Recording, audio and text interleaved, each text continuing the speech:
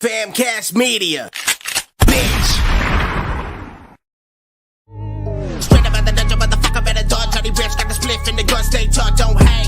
Catch a fade from the hoes, rotten as they come, so welcome to the show. Pack another boss, make a hoe get down. Pack another boss, make a hoe get down. Another motherfucking episode come around, better put the shit on, kid, need it right now. Pack another boss, make a hoe get down. Pack another boss, make a hoe get down. Another motherfucking episode come around, better put the shit on, kid, need it right now for the dungeon.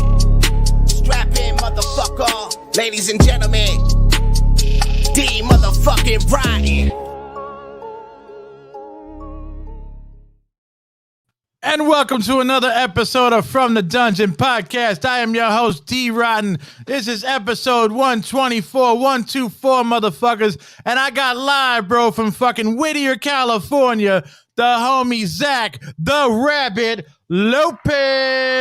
Hey, what up, D?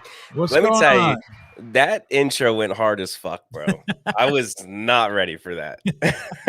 I like every time I come in, I always like think I should just fucking lower it down. I'm like, yo, because I'm not gonna have this energy all the time. But I'm like, it just comes out. I'm like, I can't. Oh, you gotta start off hot, man. You just gotta go. You know. So what's up, brother, man? How you doing, man? Not too bad, not too bad. Tomorrow's Friday. We're chilling. You know, I'm having a little bit of on Twitch we call it apple juice. Yeah, you know, I don't want to. You don't put the lime in that motherfucker. I don't have any on hand right now. Okay, yeah, no, unfortunately. When I was out there, I was at a bar in Duarte or something like that. Yeah, I was at a bar for we were celebrating the life of my boy Ryan Demarest, Ryan D. Okay. And they were like, you know, I was like, oh, let me get a Modelo. They were like, oh, you ever put a fucking lime in it? I was like, a lime in a Modelo. I was like, what is that's not a fucking Corona, you know? And fucking, I tried it and I was like, yo, the shit's fucking banging, bro. It's not bad at all. Yeah, I don't know. We just throw limes in everything. Like if I'm drinking Modelo's my go-to for sure. But any beer, if there's lime, yeah, just throw it in there. You don't like the Modelo Negro? Oh yeah. That's my go-to, bro. Over here, bro. I'll buy the Modelo because it's stronger. It took me a while to get into it. You know, I'm not gonna lie, but now I could get down with it. Yeah, no, that shit fucking hits you, bro. It hits you real good. Oh yeah, definitely. Know? Did you try Super Steve's Michi mix? No, actually, okay. This is the funny part, bro. I went there with my boy Scribble, right? Yeah. And I already drank like two bottles of stout. I don't know what fucking stout I was drinking, but I drank 2 stouts, right? Yeah. And I was already a little fucking tipsy because I haven't drank in months. You know, I'm trying to cut it out and shit. You know, right? Maybe just do it on special occasions. So I was like, that's a special occasion. So I knocked back 2 stouts, and when I got there, or whatever, Mario offered me some fucking some of the devil's lettuce. Oh yeah, and that's the good stuff. Let me tell you that. And I was like, no, I don't mix. So then he brought out this michelada thing. He's like, yo, pour your beer in it. And I looked at him like I was retarded. Like, what is that? Like a fucking like a cup of soup or something? Like, pour. I was like, what are you talking about, bro? Cup of noodles. Yeah, it didn't comprehend in my brain, bro. I was like, what the fuck is he talking about? Right. So then I was like, no, I'm good. So we sit down, bro. We get ready to do the fucking show. He gives me another fucking bud or whatever, and I drink the bud. And then I'm sitting next to him, and I'm like, fucking, I fanboy out on these podcasts, dude. You know? And I'm like, I'm sitting next to Mario 81, bro. I got Super Steve to my right. I got fucking Johnny C right here fucking in front of me, bro. I'm like, oh, this is dope. Then I look at Mario, and he gives me the fucking look, and he's like, you want some? And I didn't want to look like a bitch. So I was like, I feel that. You know, so I was like, fuck it. I'll take a fucking hit. I took a hit. And right when I took that hit, bro, I was like, what the fuck did I just do? Yeah. You know, I was like, over, man. I was done, bro. I was like, yo, that's it, bro. I'm like, I'm one hit a quitter. Yeah, no, with that stuff, with Mario stuff, he just knows how to pick him. Like all of his stuff, like I can't, you know. I'm not a big smoker. Yeah. But socially, if it's there, yeah, why not? You know, if I'm hanging out, chilling with the boys, whatever. But Mario stuff just hits different, bro. I remember, I have to find it, but there's like at least 2 episodes, man, where I'm just blazed the fuck out, you know. Yeah, he said he called it a salad. Like, what the fuck is a salad, bro? I think he like mixes like two different flours or something, 2 or 3, something like that. But no, like there was 2 occasions where I'm just gone and I end up finding chips or something in the middle of the podcast. And Oh shit. I'm silent, I'm mute, but all you hear is me munching into the mic is like just like, and I'm getting closer and closer and closer to the mic, and it's just getting louder. And Mario is just like, Zack, shut the fuck up. Oh. I can't help it, man. You did this to me, bro. Like I didn't have any. I didn't have no munchies on there, bro. But I downed my water, and then I'm like looking, scavenging on the table, trying to grab other motherfuckers' waters. And then Super Steve just was like, "Yo, you want a water?" I was like, "Yeah, give me the water." Yeah, you're trying to come back. It took me a half. Yo, I swear to God, we did the podcast for an hour and a half, and for a half an hour of that, bro, I was gone. Yeah. I don't remember really. Like, all I remember is I wanted to get up and walk out, and I'm like, I'm in Compton, I'm freaking out, I'm in the studio, I gotta get out of here. And I was like, and I was trying like, no, just relax, breathe. I was like trying to woos out myself and shit. Yeah, no, I mean, you would have been fine. I mean, I don't know, maybe, but there's a 7-Eleven on the corner and then Popeyes down the street. You would have been fine. I don't know. I don't know if I want to walk around Compton, bro, looking for a 7-Eleven. I don't know. I mean, it's pretty wild, but I mean, as long as you act like you're from there, no one messes with you. Yeah, dude, you could tell I wasn't from there, bro. You just looking at me, bro. I was like, yeah, he's not from here, bro. You know, I'm walking around with a fucking Adidas tracksuit on and shit, dude. Like, I don't know, man. That can mean you got big money, bro. I don't know, dude. I look like I was straight out of corn, bro. I mean, things change, bro. It's not the 90s anymore. So everyone's everywhere. Everyone's doing everything. You know what I mean? That's what I was. Still a scary place, but I mean, that's what I was worried about, bro. I was like, yo, is this gonna be like the fucking movie or like? Because I remember, I'm 44, dude. So I mean, I was aware when Compton was Compton, right, on the news and shit. And I'm like, well, what the fuck? I'm like, we're looking like I didn't see no cops. I'm like, where the fuck are the cops? Yeah, I remember they always said there was cops everywhere in Compton. And it was just the only thing that freaked me out though was just like somebody across the street from him was just acting weird. It was just tripping me out. Like they were just like looking for something in their backyard or something. It was just weird. I don't know. Yeah. No, I mean, but that's just how it is over here in LA. You got tweakers and whatnot. It's just, I mean, I'm used to it, Nah. And Compton's not as bad as it used to be, And Nah. everyone's just like, oh, Watts and South Central. Like, nah, they're all the same at this point. If shit's going to go down, it's going to go down anywhere. You know what I mean? Even here in Whittier, it's not, I mean, there's good parts of Whittier, but there's some pretty bad parts of Whittier too. You know what I mean? My boy Matt lives out in Whittier. He lives like right by fucking, I guess, where the highway comes into Whittier or some shit, bro. I don't know what part, bro. I just know it's in Whittier. Right. Yeah, but I mean, there's a lot of things that go on over here because Whittier is fucking huge, bro. It is huge. I cannot begin to explain to you how big it is. I mean, you got like Whittier, where I'm at is like more like North Whittier. There's not even really like a name for it. It's just Whittier. You got Whittier, West Whittier, East Whittier, and South Whittier. South Whittier is that's where it gets bad. You know what I mean? But then you got like Whittier Heights, Friendly Hills, stuff like that. It's huge. But like the dumbest one is right next to us. You got Pico, and Pico is legit like 3 main streets.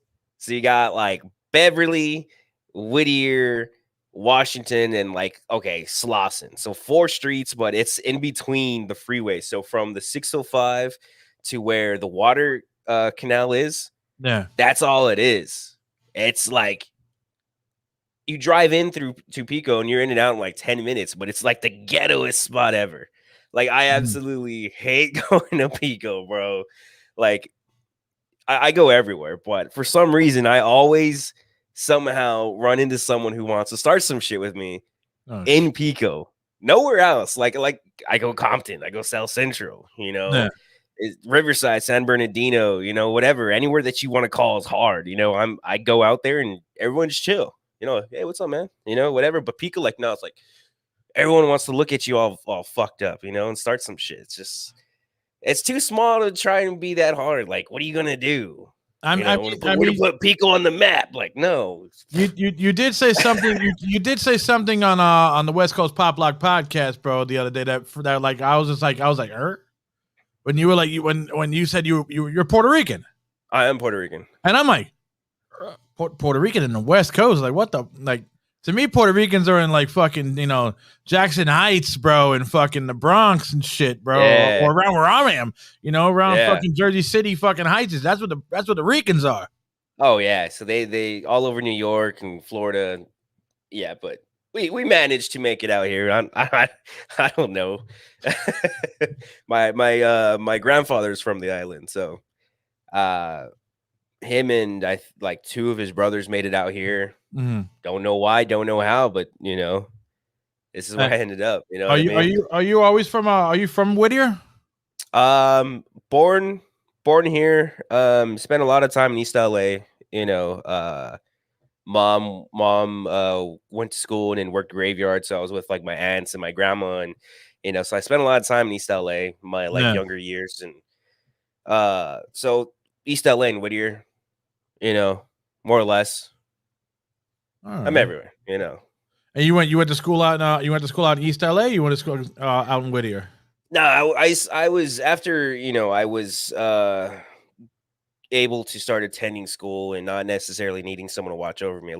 That's when I stood in Whittier. So I think up until like maybe like 7. Do you know just all my younger years? Do you know Atoma Fox? I don't. The band Atoma Fox, they're from Whittier. Three-piece female kind of like punk band. Okay. Yeah, I remember they're from Whittier. I know it's Risa, and I know Brittany. Oh, actually, no, I do actually. I know Risa for sure. She played. She sang, and then I believe she was on bass. I could be wrong, either bass or guitar, but I know she sang. Yeah, she's been to a few of my shows. Oh, okay. Yeah, because I know she plays video games too. Because I know you say you do Twitch and shit. I know she does like the Twitch thing too. Yeah, no, she's good people. She's good people. All right. Well, we're gonna just jump around, bro. Let's jump around, Brian. Let's do it. Let's do it. How the fuck did you get hooked up in the fucking pigs, man? Oh, okay. So here's the thing. We talked about this story very briefly this last Tuesday on West Coast. Okay. This band Rundown Creeps, they're from El Sereno, which is like East LA, but it's like north East LA, I guess you could say, like kind of Alhambra-ish. It's got punkabilly. Shout out to fucking Grill 'em All, Alhambra. Oh yeah, off of Maine. Baddest fucking place I ever been to for burgers. I mean, if you want to leave with like almost a heart attack, Word yeah, up, dude. Like you can't. Like for me, all I get is a burger. There's no point in getting fries. I got the fucking the No Mr. Nice fries. Oh, okay. Bro, I was on the bowl all night long. Yeah, no, that's the reason why I don't go over there anymore. I know I'm gonna be paying for it, so it has to be like a special occasion, and I need to know that I have my schedule cleared. I learned my lesson. Trust me, I know that now. Yeah. So, the Behemoth, and my favorite is Jump in the Fryer. I had the Behemoth. Okay, so then. Fuck, dude. Fuck. Yes, sir. But yo, I'm telling you right now, bro, that was the best fucking meat I think I've ever had since fucking Peru. Really? The best piece of fucking meat, bro. Like fuck McDonald's, fuck Burger King, fuck In-N-Out, all that shit. Yeah. That meat was fucking on point, man. Oh yeah, no, they know what they're doing over there. Let me see. I want to give a shout out to the head cook out there. If I can, I have her. Her name is Nikki Grasso, I believe. Mm-hmm. Yeah, shout out to her. She knows what she's doing out there. Oh yeah, dude. I mean, I think I dropped like fucking $60-$70 in there. I was walking out with fucking T-shirts and shit, all fucking. Oh yeah. Like I got it, bro. I'm just who knows when the next time I'll fucking be out in this motherfucker, you know? Yeah, that's the thing. They did it. They did it because they were not taco truck, a food truck. That's what I And heard. That's what my just boy worked. Rat told me that. Yeah, so you could do it. People are doing it. You know what I mean? And they got their own store, and I think the food truck still goes out, not as much anymore, but Because I heard there is another Gorilla Mall in like Chicago or fucking Minnesota or some shit. Like same kind of fucking premise. Like heavy metal fucking burgers and shit like that, you know, like named after heavy metal stuff. Right. I mean, I really think they should fucking franchise that shit out. I don't know, man. I don't know, because that tends to ruin things, man. Yeah, I know. I just put one in New York, man. Fuck. I want to eat more of that. East Coast, West Coast, I could see it. I'd be down. You know? But back to pigs and all that. Yes. Rundown Creeps. You know, I met them. We were part of the same record label for a bit. That record label kind of folded, but I became good friends with them. Richard, showed me a lot, and their music was great. So I roadied and did merch for them for a while. Okay. And they had been on Pigs, I think, like maybe twice at that point. So they got asked to do the Pigzradio, which is their like yearly annual show. Has he ever fucking like live feeded that kind of shit? The Pigzradio? Yeah, it usually is. I gotta look for it though, man. I need to see that shit. Yeah, I need to see it. It's dope. This year's gonna be a little different though, because it originally was like a live podcast, and they'd bring in some some bands. It's still the same thing, but just live, and it changed to a concert where they had 5 or 6 of the bands, and there's not really like talking points. So you guys really just it's like a K-Rock show or something like that. You fucking DJing or VJing or whatever they call that, Exactly. Hosting. But they're bringing it back though, the original. So now we're on August 29th. What the fuck is that in the background? We got some fireworks still going on over Really? Yeah. It's fucking July 8th, bro. Hey, that's gonna go on for like another week, bro. Oh shit. That's crazy that she caught that. Yeah, did I see? I was like sitting there, I was like, somebody's shooting, and I was like, no. Nah. I mean, either way, it wouldn't bother me. I didn't see you fucking jump, and I'm like, no, he's not fucking ducking or nothing, bro. So what's going on over there? Nah, I'm in the corner of a cul-de-sac, bro. Like, there's nothing going on where I'm at. You know what I mean? Maybe down the street, but nah, where I'm at, I'm chilling. So all right. But yeah, so they have that show. I think this one's coming up on August 29th, I want to say. Okay.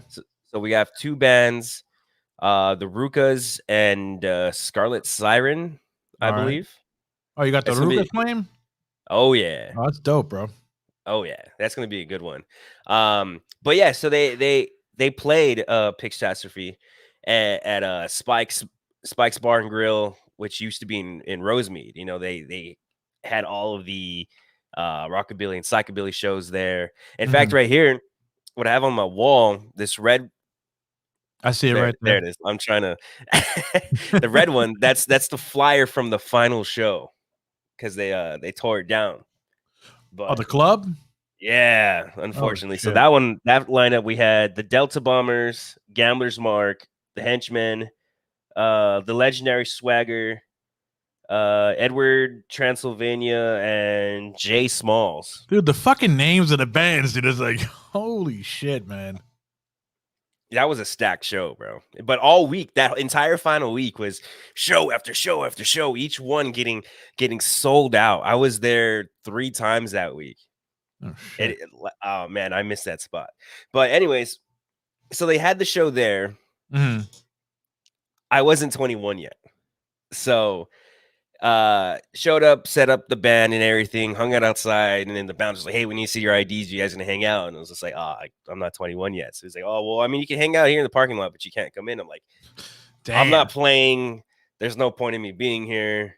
I'm just gonna jam, and then Mario and Jose were setting up, so I met them very briefly. Which one's Jose? Is that No, it's Evil Noriega. Oh, the dude. All right, the guy. I Yeah. basically call him like Mr. Negative, bro, because that motherfucker Oh just yeah. like hating on everything. Dude.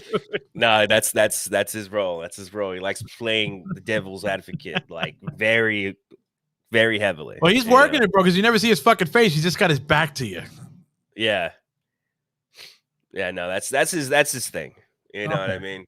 He's a cool dude. He's cool. You know, he just likes stirring the pot. You know, fucking butter style. Well, he's like, funny, bro. He did say he did say he's like I'm 1 foot in the grave already. I'm like, damn, dude, you're not even 50, bro.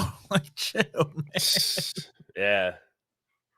Nah, but he's got a lot of life experience, you know, so he's feeling it, you know what I mean? But yeah, so that was the first time I met Pigs was for a Pigzradio that I got kicked out of. Oh shit. Yeah. So how did you get asked to like come on the show and like it was like you seem like you're a mainstay? Oh, so what happened was, I mean, I play in a few bands. I got SWINE, hardcore punk metal band, June Clivis and the Diddy Boys, which is outlaw country, bluesy rock and roll band.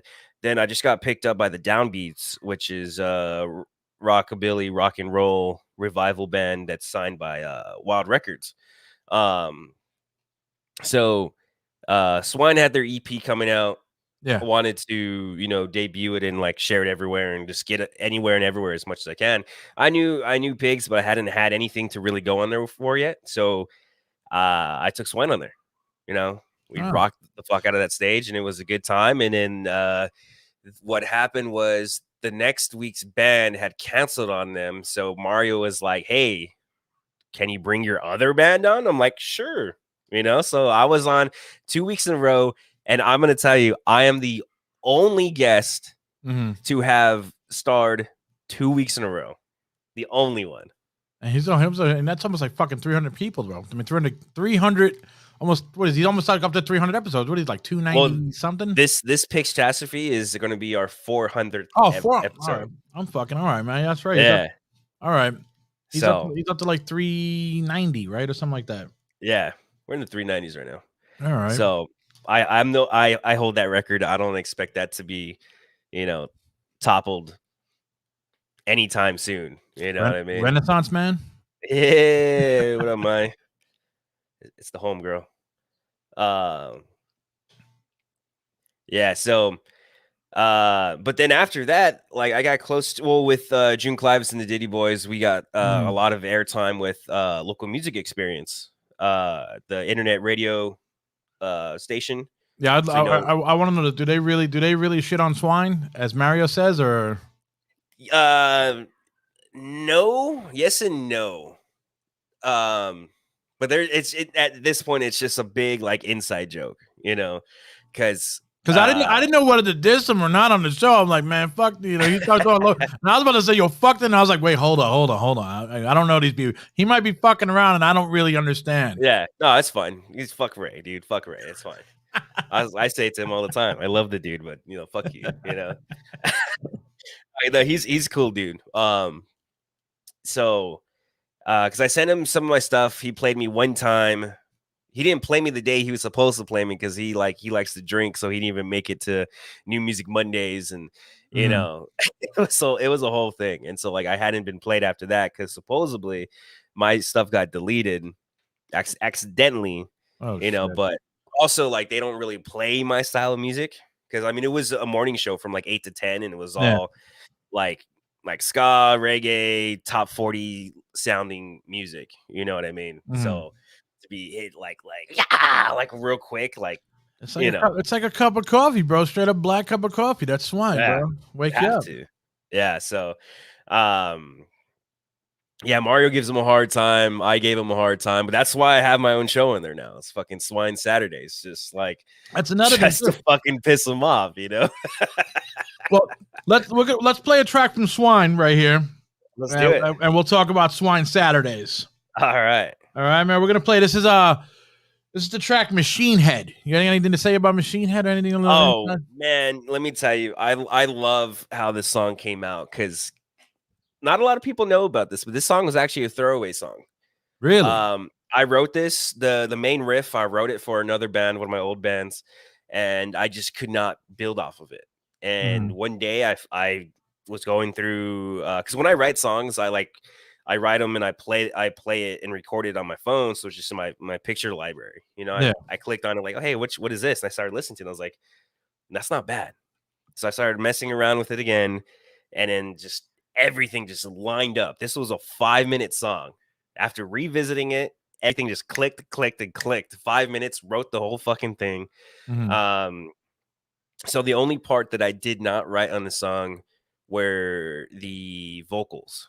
Duke is a very great lyricist, and I hit him with anything, and he just pumps it out. You know what I mean? So, I love this song, and I love how heavy it hits, and the fact that fans love this fucking song. And when it's a catchy melody, and everyone's singing it. This is Ray's favorite Swine song, apparently. when is this album supposed to come out? Oh man, as soon as I get all this shit fucking done, because the album is done. Yeah. But the thing is, this is our first official album. The band has been around for 6-7 years. But this lineup has only been together. Well, the full lineup has only been together like maybe 2 years. I mean, I've been in the band about 4 years now. We released the EP and then some lineup changes. You know how it is. Yeah. But this is the band's first official full length album. So I don't want to just sleeve it. You know, I want to have a full jewel case, of course. You know, and then having the pamphlet. You know, that's what's kind of stopping me, because I have the things I want to put into it. But then there's page restrictions, so I got to kind of figure out a way to make it still all work, because I want to put the lyrics in there, because for people who aren't in like metal and punk and all these other things, you might not be able to understand the lyrics. You know what I mean? So, and I didn't. I mean, I listened to metal and shit, bro, and I still didn't understand what this dude was saying, but I felt the energy though, man. Yeah. So I want to put that together. So as soon as I figure that out, I mean, the album should have been out. I'm not gonna lie, it should have been out. It's just so you're not putting out the digital until the fucking physical's done. Yeah, I want to do it all together. Okay, you know, because like if it's released, I want to do a full release.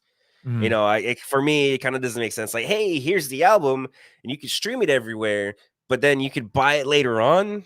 You know, because especially if like people are streaming it, I'm not making money off of that. You know, not that it's about making money, but I need some return. Come on, man. I mean? You put work into the motherfucker, man. Exactly. You don't need to explain shit to me, brother, man. You put work into it, bro. You should get something fucking back, bro. You know? Yeah. It's principles, bro. It's the principle of it, man. Oh yeah. But yeah, man, this is Machine Head off the album Weapons of Self-Destruction from Swine. We'll be right back.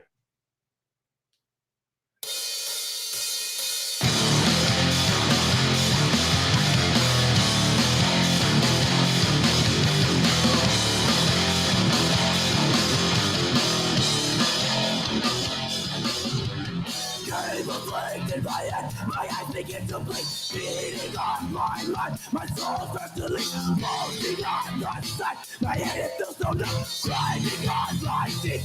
So they start to crack me and cry on the lip while I'm trying to stop it. Miserable, running steady from all the pain you will suffer. Not too long, with my hand and you step to my weapon. Ready enough to learn, enough to learn. Cross beyond the sun, I'm falling down the hole, falling in my noise. Forgetting who I am, stuck on repeat. And then everyone, everybody else. Yes, I am a great game of flame in my head. My eyes begin to blink, feeding on my mind. My soul starts to leak, pulsing on the side. My head feels so numb, grinding down my feet. So they start to crack me, I'll cry out to live all outside who's stopping. Miserable, not insane with all the pain you will suffer. Not too long, bring my hand and then you step to my weapon. Running hard enough to learn, enough to learn.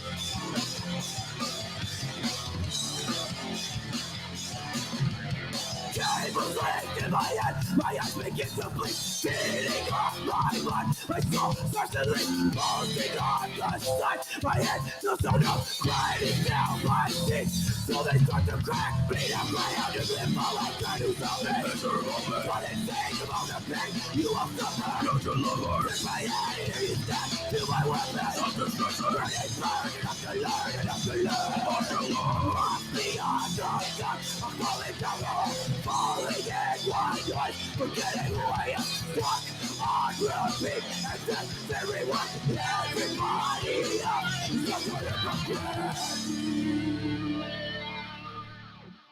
Where the fuck is Ozfest, man? Damn. Straight up, y'all motherfuckers need to be on fucking Ozfest, dude. With Yeah. that fucking jam.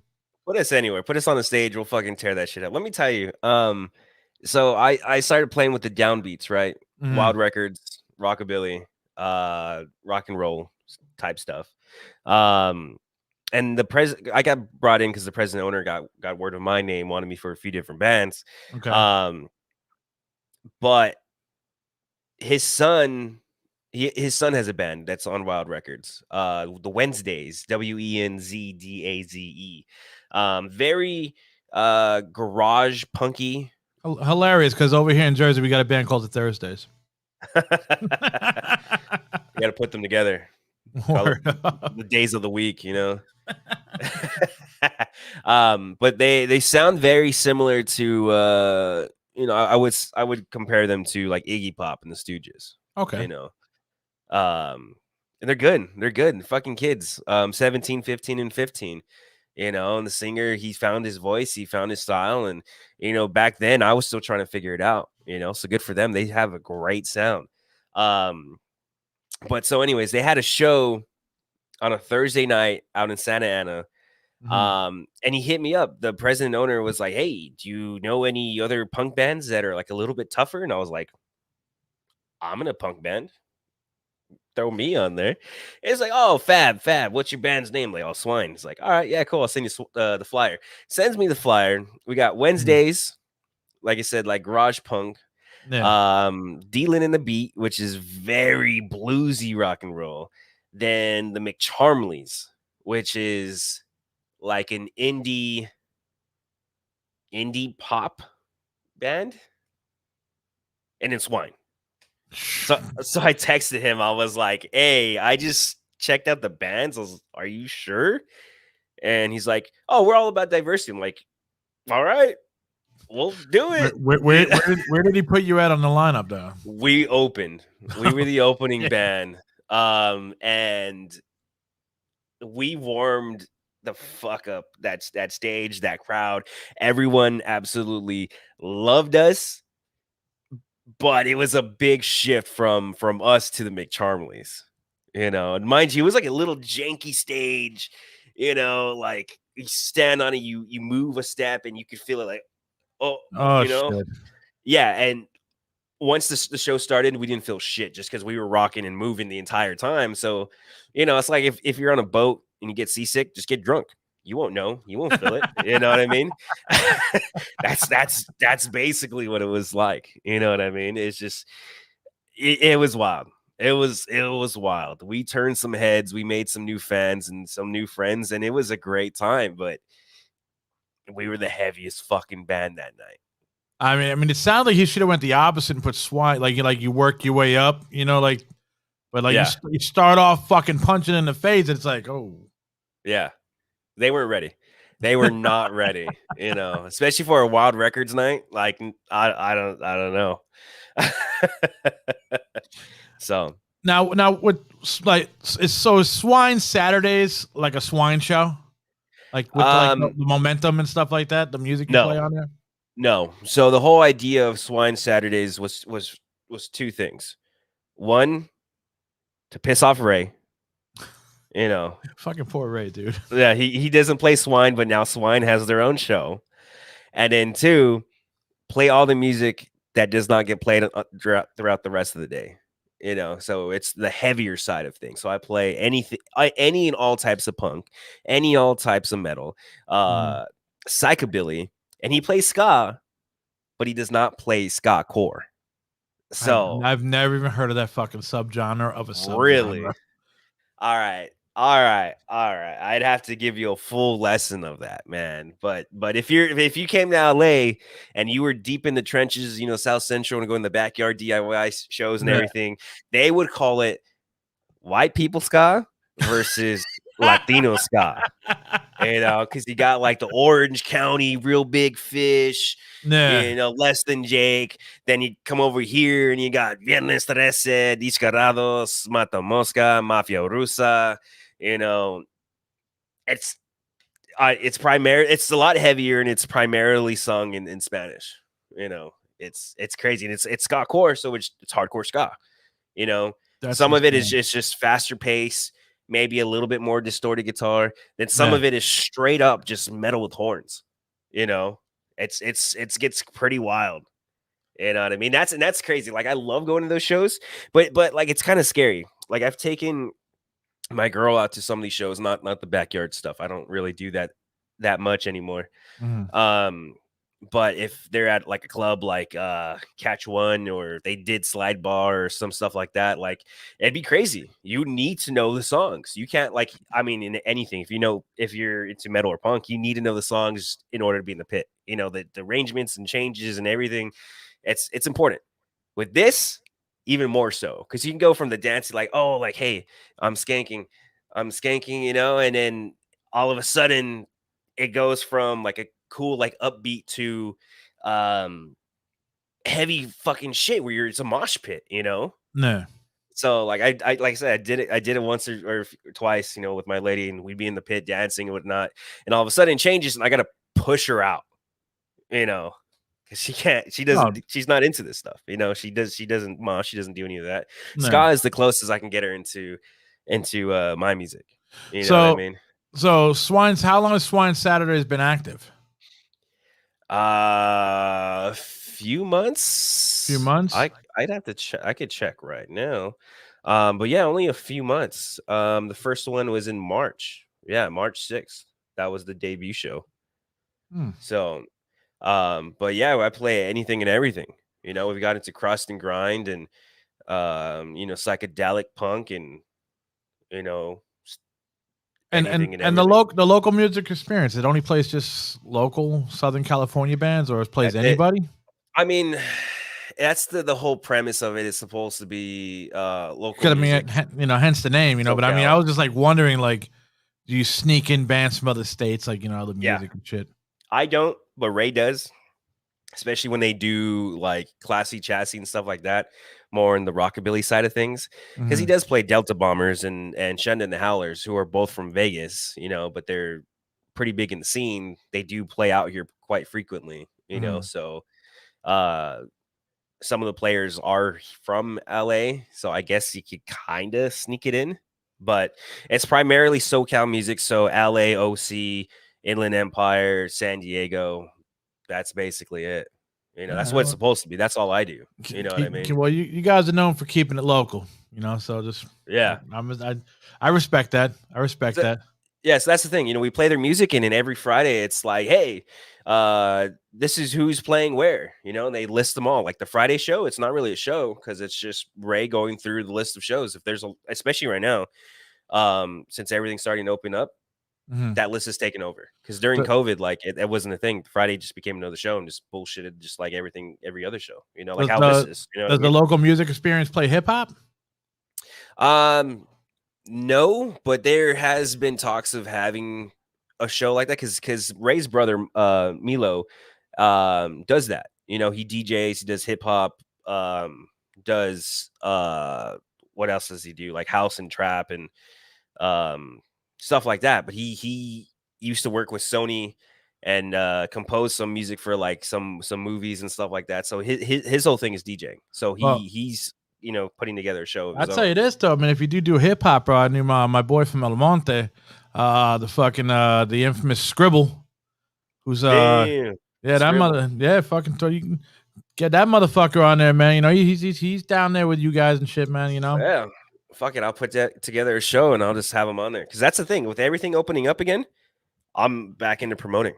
Oh, all right. So Yeah, my next big one is August 14th. I got Shanda and the Howlers from Vegas coming down. Then we got June Clivis, which is my band. And then Little Sue and the Cow Tippers, which is a honky tonk Western band. Fantastic. So you do fantastic. promoting out like on your own, not with Pigs. It's like you do your own promoting. No, that's what the whole the Rabbit Hole Media Group thing is that there's a lot to it. There's it was photography, videography, graphic design. Mhm. Then the other side of it is podcasting, radio, artist representation, artist development, and artist management if need be, and then promoting and booking. Because that was how the rabbit hole started, and that's actually how I met Swine. The original formation was called Fuck It House, which was just a promotion page, Okay. Instagram, just promoting flyers and whatnot. And then, but the incarnation of it was when I was living on La Puente. A month into moving out, I lost my job. And so I was paying rent and paying bills just by throwing shows out of my backyard. You and that's on how your I own met. backyard shows. Okay. Yeah. So that's how I met Swine, was because they played like their first or second show in my backyard. So since then I was like, these guys are great. They're going to do something. And I just fucking followed them till they fucking pulled me in, Mhm. So, yeah, the Rabbit Hole Media Group started out by doing fucking backyard shows, and then eventually it got to, I mean, both bands, both of the releases that we have had have been because of me. Okay. Venue scouting, making relations with the managers to the owners, booking bands, full bills, flyers, promoting the fuck out of it everywhere, and then packing the house. That's just, I don't know. I just do it. You know what I mean? I'm wondering right now, where did you get the nickname Rabbit? Is that really your official middle name, or Yeah. your real middle name is Rabbit? No. I was gonna say, what the fuck? I wish. Next time I'm gonna ask if you had a sister named Moon or something, bro. Star. No. Actually, her middle name is Luna. Oh shit. No, that's fucking that's a lie. I don't know. I don't have laughter, bro. So hey, I'll take it. What's it called? No, my favorite movie is Pulp Fiction. Okay. And they go to a diner called Jack Rabbit Slim's. Yeah. You get what is that, the $5 milkshake? Is it a $5? Yeah, exactly. So that's where the name comes from, because before Swine, before June Clivis, I had started a solo project. The idea of a solo project. Because I bought the upright bass, learned how to play it, wrote all these songs, because I was going to be in between a rockabilly psychobilly band, in between the two, so I could play both shows. Yeah. And so with that, I adopted the name Zack Rabbit Slim and the Wrecking Boppers. That was the name of that band. Okay. It never came to fruition, just because of the fact that, like, as soon as I started writing it and completing, parts of the album, I got picked up by Swine. Then 6 months later, got picked up by June Clivis, and then just scheduled just every weekend. Boom, boom, boom, boom, boom. Shows were everywhere. You know what I mean? So I just haven't had a chance to go back to it. So, but Rabbit came from my stage name for my solo project. So it was Zack Rabbit Slim, but I'm not Zack Rabbit Slim everywhere. It's just that. So I just kept Zack Rabbit, Hey, right, it goes with the rhyme scheme. Zack Rabbit Lopez. I mean, yeah. I mean, so shit, I just stick with that, I believed it was your middle name, bro. When you said it, I was like, oh fuck, all right, man. You got some hippie parents or something, man. Oh yeah. But speaking of backyards, bro, we were talking about the Los Punk documentary that happened in the LA fucking what is that fucking Monterey Park, Boyle Heights area, kind of East Los and shit, man. Swine was actually in the documentary. Really? In fact, that same director actually went on to do a mini doc for Revolver called, I think, Metal Saves. I'd have to go back and check, but my singer Duke and and SWINE was actually featured on the second episode. And Duke's the OG Swine singer. Yeah. Okay. So yes, she kept in touch and pushed us to one of her other documentaries. So that was cool. Was Swine on? Was Swine seen there, or were you like a part? Like, were you in the backyard on the video or something like that? For which one, Los Punks? Yeah. There's like B-roll with SWINE. So, but at that point, I wasn't in the band yet. I was still doing my own thing. Okay. Were you at any of the video shoots or no? No. I wish, but no. Nah. What do you think about the documentary, though, man? I love it personally. I love it, but I mean, I'm from New Jersey, dude. So that's the thing is, people from the outside love that shit, but people from here fucking absolutely hate it. That's what I noticed. A lot of my friends from over there, they're like, why do you like that shit? I'm like, to me, it's like fucking, I don't know, it's like a romance of fucking, punk, man. It's like punk romance. Yeah. The underdogs win in that shit, Yeah, it was focused on one guy and his scene, and there's a lot of issues with that. We got Nacho corrupted yeah. you. Yeah, so I won't really get into that. I could tell you about it, after and everything, but no, it's very tunnel visioned, because there's a lot more to the LA scene, you know what I mean? Because it was focused solely on punk, which but the thing is, you could have opened it up, because there's a lot of shows where the metal and the punk are integrated, or punk and ska, and because it's always like punk versus ska night or some shit, you know what I mean? Yeah. And the band just flip flop. So, but it's crazy because singing, it's like, oh, I know that guy, I know that band, I played at that spot, I got in a fight at that spot, this everywhere, every scene it's like, it is LA, it is the punk shows, and but just there's more to it than that, but I guess you can't show everything, you know what I mean? So I mean the one thing that tripped me out though, like they were playing on like a driveway. Like I'm just like, yo, just straight up the driveway. They just blocked off half the driveway, and the show was. I'm like, dude, you're like a fucking driveway. Like, what the fuck? Like, only in LA, bro. Can't do that shit over here, man. It's gotten better. It's gotten crazier. We have shows like in the underpasses of freeways, in LA River, mansion parties. It's only getting better.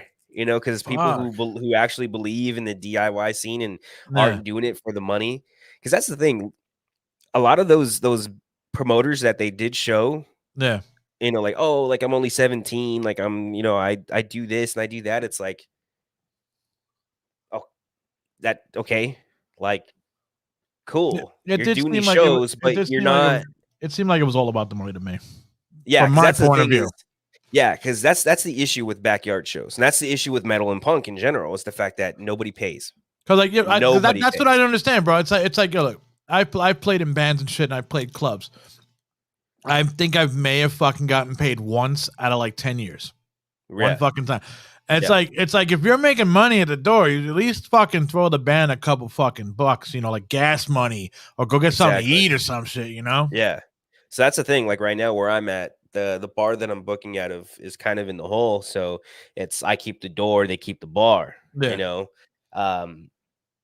but before COVID, it would have been like different, I get the door, then if the bar makes a certain amount of money, I get 10%. If they get past a certain another level, then it's 25%. You know what I mean? And then I could pay the bands, I could pay, because I'm paying the bands, I'm paying sound, I'm paying the door person, and then the fact that I'm working everything, I got to get a cut too because I'm promoting everything, and then I put money into the promotion as well. You know what I mean? I'm running the ads. So because I never understood why the fuck, like a lot of those bands, I'm like, dude, don't you guys want any money? Or like, come on, bro. It's like, nothing's for fucking free. Your studio time ain't free. Your fucking strings aren't free. But I mean, I don't know. I don't want to speak for everybody, but the punk mentality is, you do DIY, you do these backyard scenes, and you play, you drink, you get drunk, and that's about it. You know what I mean? Unfortunately, it grows old after a while, though, Zach. I don't know. Some of these dudes are like 40 years old, still doing it. You know what I mean? And like I don't some mean of that. those ones. I just mean like going to the backyard show, fucking playing just for fucking beer. It gets old. You know, you do Yeah. want to eat. You got I do you got to agree. play. You know, you got to pay lights and shit and Yeah. gas. But these guys are doing it. You know, they love it that much. You know, and that's good for them. But you know, uh, I stopped doing the backyard scene or you know the LA South Central scene just because you know get into some bad spots and cars getting broken into, equipment being stolen, fights, you know, getting to fights. You know, I've had friends stabbed. I've had, you know, full on, you know, crew on crew things happen. The cops are a whole other situation. You know what I mean? So The stormtroopers, bro, you got over there, man. yeah, so there's a lot of reasons why I choose to like stay away from We got a you know. I don't know if this is a statement from Scribble. The punk mentality is warped, man. The elitism is nuts. Oh yeah, that's what I talked about that on West Coast the other day. The heavier you get into the music, Yeah. the more poser it is to be in the lower, you know, lower tiers. You know what I mean? So, and I mean, I'm not gonna lie. I mean, we were all there. For me, back in high school, it was like thrash or nothing. I remember when you were talking about that, I was like, "Fuck it, yeah, he's right, dude." It's like, yeah, you know, like to me in my school, bro, it was the fucking metalheads versus the hip hop heads, and I'm like, but I liked both, but I was like, I'm on the metal side because those are my friends. Yeah, you know. So I know exactly what you're talking about. Yeah, so that's an issue. You know what I mean? Like Metallica or Megadeth? Which one? Yeah, the oldest battle I say is Metallica versus Megadeth. Which one? Yeah. So I mean that's the whole other thing in itself. You know, I mean I could go into a debate just on that alone. I'm actually trying to put together a podcast with Scribble and a few other people on the debate of Metallica versus Megadeth. Yeah. You know, I mean, I like Metallica, but I can understand Megadeth. Like Dave Mustaine invented the fucking style. You know, it's like to me, it's like he invented the style. But I mean, I think Metallica's music is more like, you know, palatable than Megadeth. Yeah. So I mean, if we can go into it if you want to do that right now. I want to save that one, bro. I want to save that one, man. But all right. We're gonna have you on that though, man. I'll do it. Yeah, because I love Metallica. I don't know. You just gave me like this. It looked like you gave me like this look, and I was like, Metallica's more palatable. It's like you were ready to like roll, bro. I do agree with it. I do agree with that statement, but there's, you know, for me being a musician and the fact that my lady hates it because she'll be listening to a song and she'll be like, this sounds good. And I'm just on the side, just fucking just so upset. It's like, what's wrong? Like, he's off here, he's off there. This could have been better. Like, I'm always just so fucking, I'm cutting everything.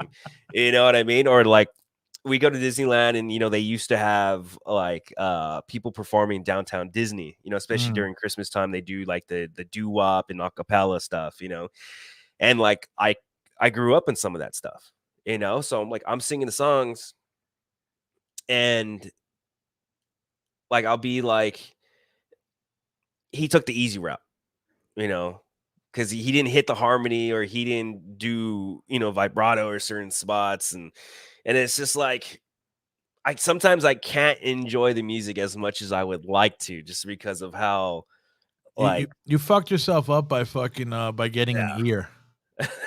You know, that's exactly. what I say. I know certain musicians, bro, that they learn everything off of ear and everything. And it's like, I'm like, yeah, you fucked everything up for yourself because now you hear fucked up shit and you can't enjoy nothing.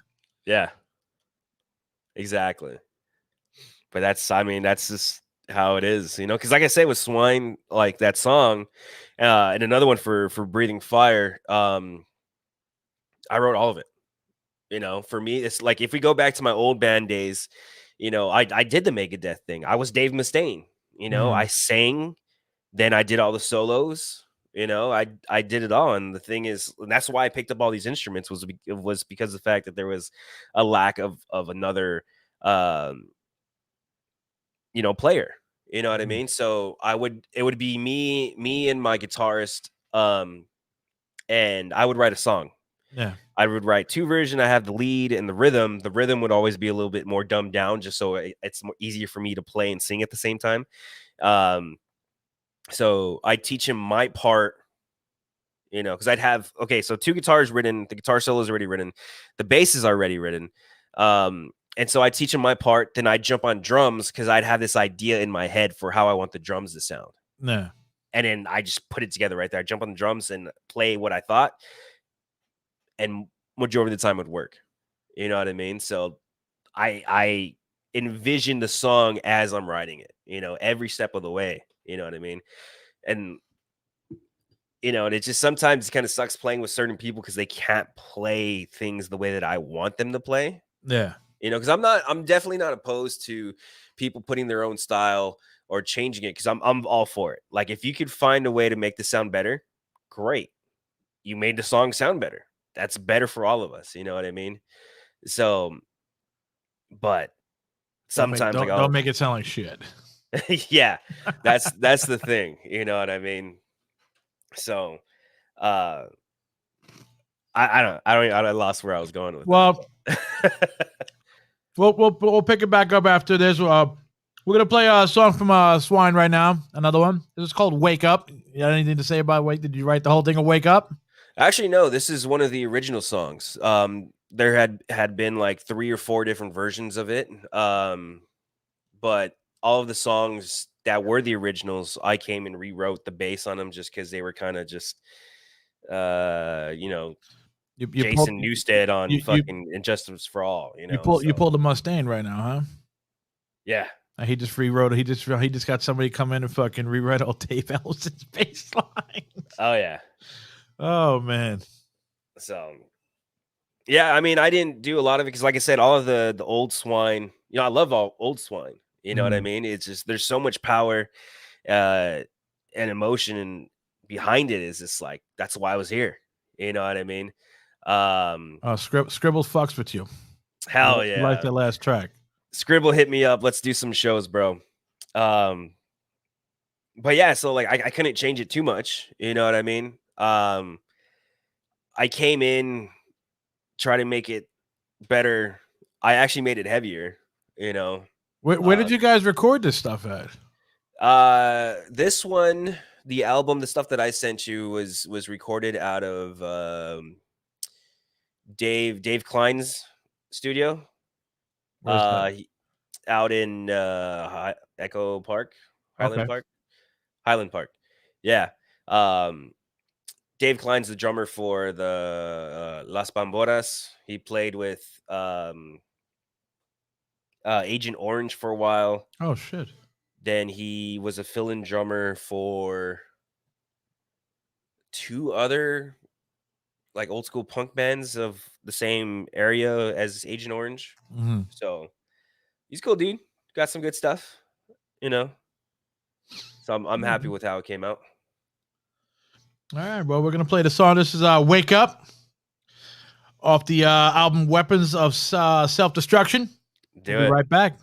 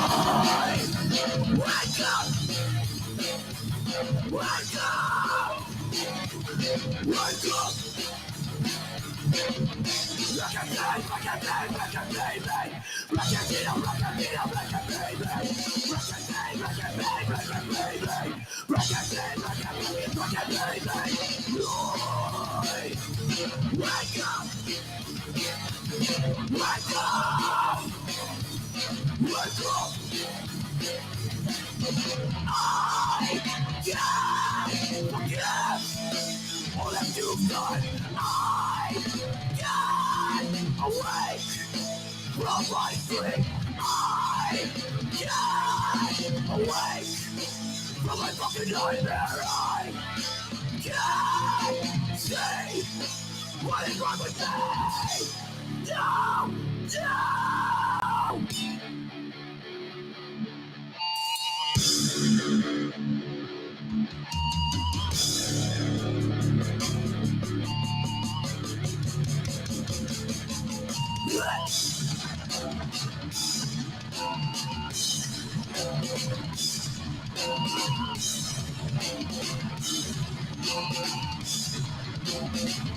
I just can't get my life. I am nothing. I am losing my mind. I need to wake up. I am everything that you are nothing. I am losing my mind. I need to wake up. And dude, this is like fucking 90s hardcore, dude. Oh yeah. So Holy that's the thing. shit. There's a lot of influences that go into it. Like, prior to the band, I mean, even now, it's still because I mean, me and Duke share a lot of influences from Suicidal Tendencies to the Cro-Mags, Sepultura. I felt a little Sepultura in there, bro. There's a little feel there. I just was like, oh shit. All right. I was like, it felt a little like I felt like, I don't know, man, like a Chaos AD fucking kind of influence. Yeah. I feel that.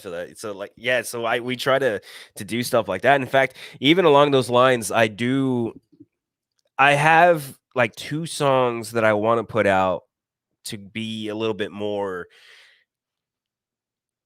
not really necessarily traditional, but kind of cultural, because like we have heritage, we're all from, I mean, we're all Hispanic. Yeah. You know what I mean? Duke actually has some Asian in him, which is pretty crazy. You got to see that documentary, because he talks about how his parents were actually in rival gangs out in Boyle Heights.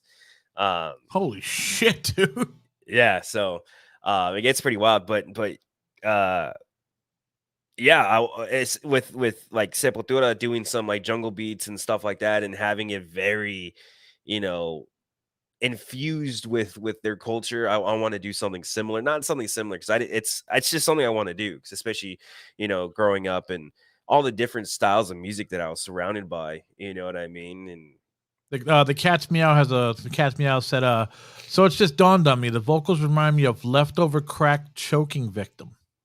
All right, I can see that. What is that? I mean, it's the same stuff. Oh, Leftover Crack is it's like ska kind of, but it's like a different style, I believe, because it goes into this subgenres, bro. Yeah, dude, it's like fucking damn, bro. I think it's called crack rocksteady, if you know what that is, dude. I mean, Rocksteady, yeah, and to me that's the fucking that's like the hip hop fucking break group fucking from New York, bro. The Rocksteady crew, but I mean, you say crack rocks, I have no idea what the fuck that is. Yeah, well, no, Rocksteady is more like the reggae style stuff, because that's how ska kind of became a thing. It was Rocksteady, which was more of the more like R&B style of it. Then ska turned into the more dancey thing. Then the heavily influence of marijuana created the slowdown, which ended up being reggae. You know what I mean? Do you consider yourself your band Swine punk or hardcore? Because I consider Swine hardcore. Whenever I tell people, I say we're a hardcore punk metal band, just because there are a lot of like I said, influences everywhere. Because I mean, you go from there to Slayer to Static X, Metallica, Slipknot, whatever. The vocalist got a badass scream though, man. Oh yeah. Yeah, and oh man, he hates me. He fucking hates me. When we were in the studio, bro, like I just hound him, like, you could have done that better. Give me one more take. You got to scream a little bit longer at this part, So he's there, shirt off, mad dogging me, and I'm just like, do it. Don't get mad at me. You're the one fucking doing it. Do your job, shit, And he comes out of the booth, we play it back, and he's like, oh fuck, I didn't know I could do that. I'm like, yeah, I know. I'm telling you to fucking do it. I know you can do it. You know what I mean? So yeah, both times both recordings that we have done. Well, here we go. Nobody likes me until we're out. December Carpenter said he pushed me to the fucking limit. Yeah, there he is. That's my boy. What up, Duke? I have to. I love this dude, and there are times where in the studio where he's not pushing it to where he can, and I know his potential, know what he could do. Because like I said, I mean, I've known Swine for a long time, and I fell in love with the band and this dude's vision, everything that he does, and it's like, this is the album, this is the recording, you need to give it, you know what I mean? So he fucking hates me, you know. But like I said, once he comes out of that booth, once he hears how he sounded, he's like, "Holy shit," you know. And I I don't, mean, you know. I mean, it sounds like you're not even looking at it as like a band member. You look more as like a fan. Like, yo, come on, man. You know, like you're more of a fan to me. Like you became a.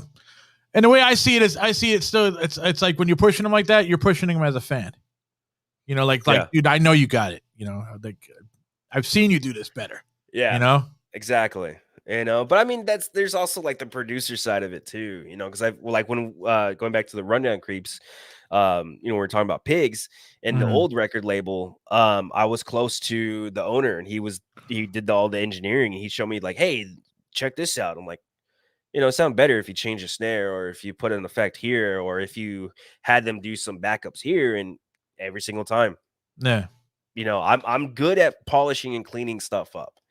You know what I mean? So with this, the fact that I know this shit like the back of my hand, it just, you Well, know, comes out as gold. like I You know? said, man, you got the ear, bro, and sometimes the ear is a Yeah. gift, and sometimes it's a curse, bro. Yeah, definitely. You know, so it's been a long time coming, and I'm glad we're here, and I'm glad that I sent you some tracks, you know, and I hope you enjoyed it as much as you know, I'm hoping, just because this is I believe is some good shit. No, You it know what is, I dude. mean? I mean, the production and everything, bro. It's fucking. It's flawless. Yeah. It's flawless, bro. I mean, compared to like I heard the first EP to this one sounds like you're in $1 million fucking studio. You think so? Yeah, All right. Yeah, it's because flawless, dude. yeah, the last one they had some big bands go through there. It was more like death metal. But this one was because we did that one as a track by track. This one was a little bit more of a live take type of Mhm. situation, and then like we, you know, hit the leads and the vocals after the fact, you know. So Yeah. it captured the energy, you know, and made everything good the first time. You know what I mean? Not necessarily the first time, but what you're hearing is the best take. You Yeah. know what I mean? The best take, and it's a real take, and you know, no cut and paste, you know, no And punching it in. when can we expect this to be on the market? Okay. Shit, I would say next month, but um I would say by the end of this year, you will see this album, and you will see at least one or two music videos to go along with it. So Is this gonna be straight just a CD, or are you gonna have like tape or vinyl or? I mean, we'll see how you know, this sells. I haven't really dabbled into cassettes or vinyl yet. Your singer said Phobia and Exhumed recorded at I'm not sure if he's talking about maybe the first EP. Yeah, the first EP. Okay. Yeah. So um yeah, mainly more metal, heavy metal, extreme metal focused studio. Mhm. This one that we were at is a little bit more like old school style of recording with the punk and, you know, 70s 80s style, you know Did what you I do mean? it on fucking reel to reel or fucking or straight up fucking Pro Tools? It wasn't Pro Tools, but it was digital for sure. Okay. You know, but then I think it was converted to analog and stuff like that. I couldn't tell you. All right. Yeah, these motherfuckers. You hear It's that still shit? big. I heard that, bro. Yeah. I didn't know whether somebody dropped something on your floor or was it, I'm just like, Yeah. hey man, maybe they bought extra. Oh yeah. They probably Out here. bought a lot of extra. I mean, when I used to do that, it was just like, you know, I'd go through the garage like, oh, we missed one. Let's go do it, you know? Yeah. I mean, with me with the fireworks though, man, I always like a bad luck, bro. And I was like, I didn't want to blow my fucking fingers off because I saw somebody fucking popped in the hand, and I was like, Yeah. I'm good, bro. You guys can light them up. I'll watch. Yeah, no, I've seen some wild shit. Like I remember being younger, and you know, the lesbians across the street, they would get the fucking fuck Roman candles, Yeah. and they'd like fight each other with that shit the and pop them off. fuck? And yeah, like Harry Potter looking shit, bro. Dude, you get popped in the eye or one of those motherfuckers, bro. Peace out, eyeball, bro. Yeah, they used to do that. That was a yearly thing, and I would look forward to it. They were Watching some the- crazy chicks. I love them. And then there'd be a few times we get the big box where it shoots out like 12 of them. Yeah. And it fucking rolled on its side and it shoots at like a car or a house and just like, oh, fuck. Or I actually went one time. I mean, it happens quite frequently, but I feel like this time that I saw it was the biggest time, family out in like East LA, and one of the palm trees caught on fire, at the corner house. Really? So, yeah, it's shit. Fucking Holy last year's 4th of July was pretty wild because I was at my chick's family's house, and they just bought like, oh, TNT, here's the party pack, whatever. And it's like lame ass shit. And everyone else around us has like, like the Walmart box or some shit that you buy in Walmart. That big fucking... So, but everyone else had like the legal good stuff, And I was like, I don't want to be the only house to have bullshit. You know what I mean? So I had a family friend who lived down the street who always had garage full of shit. So I skated over there, and he gave me a box of mortars. And I just had like a little backpack. So I had it on my fucking back. Oh, I shit. chilled. I had like a beer to calm down because I was already fat and out of shape. So that, skate over there wasn't what I remembered it to be. You know what I mean? But the way back was wild because it started to get dark and I was like, oh, I gotta go. And I'm skating back and everyone's lighting fireworks. So I'm just like in the street, zooming in and out of fireworks, like popping up on the sides of me. And then there's like smoke everywhere. Like, oh man, that was. Were they aiming at you? No, I'd probably shoot at me, like if you're at the golf range and the dude who's picking up the fucking balls, he's just like, nah, take this, bitch, I would probably do that. I'm not gonna lie. I probably would have done that. I mean, the guy picking up fucking. I mean, I would expect it to be done. Riding that. You're a fucking target now. You're on a board. Target practice. Get those fucking, like you said, to get those Roman candles or whatever, bro. Yeah, see if we can hit them. Yeah, so I was lucky that didn't happen, but it was wild. Got the mortars. We were cool. Didn't look lame. I hear you though, man. I hear you, man. You don't want to be the fucking only house, bro, shooting off fucking like, oh, they got sparklers. Like, yeah, exactly. House is so cute. Yeah, you got little screamers and like the everything's popping up, but it only comes up like 4 feet, and it's like, okay.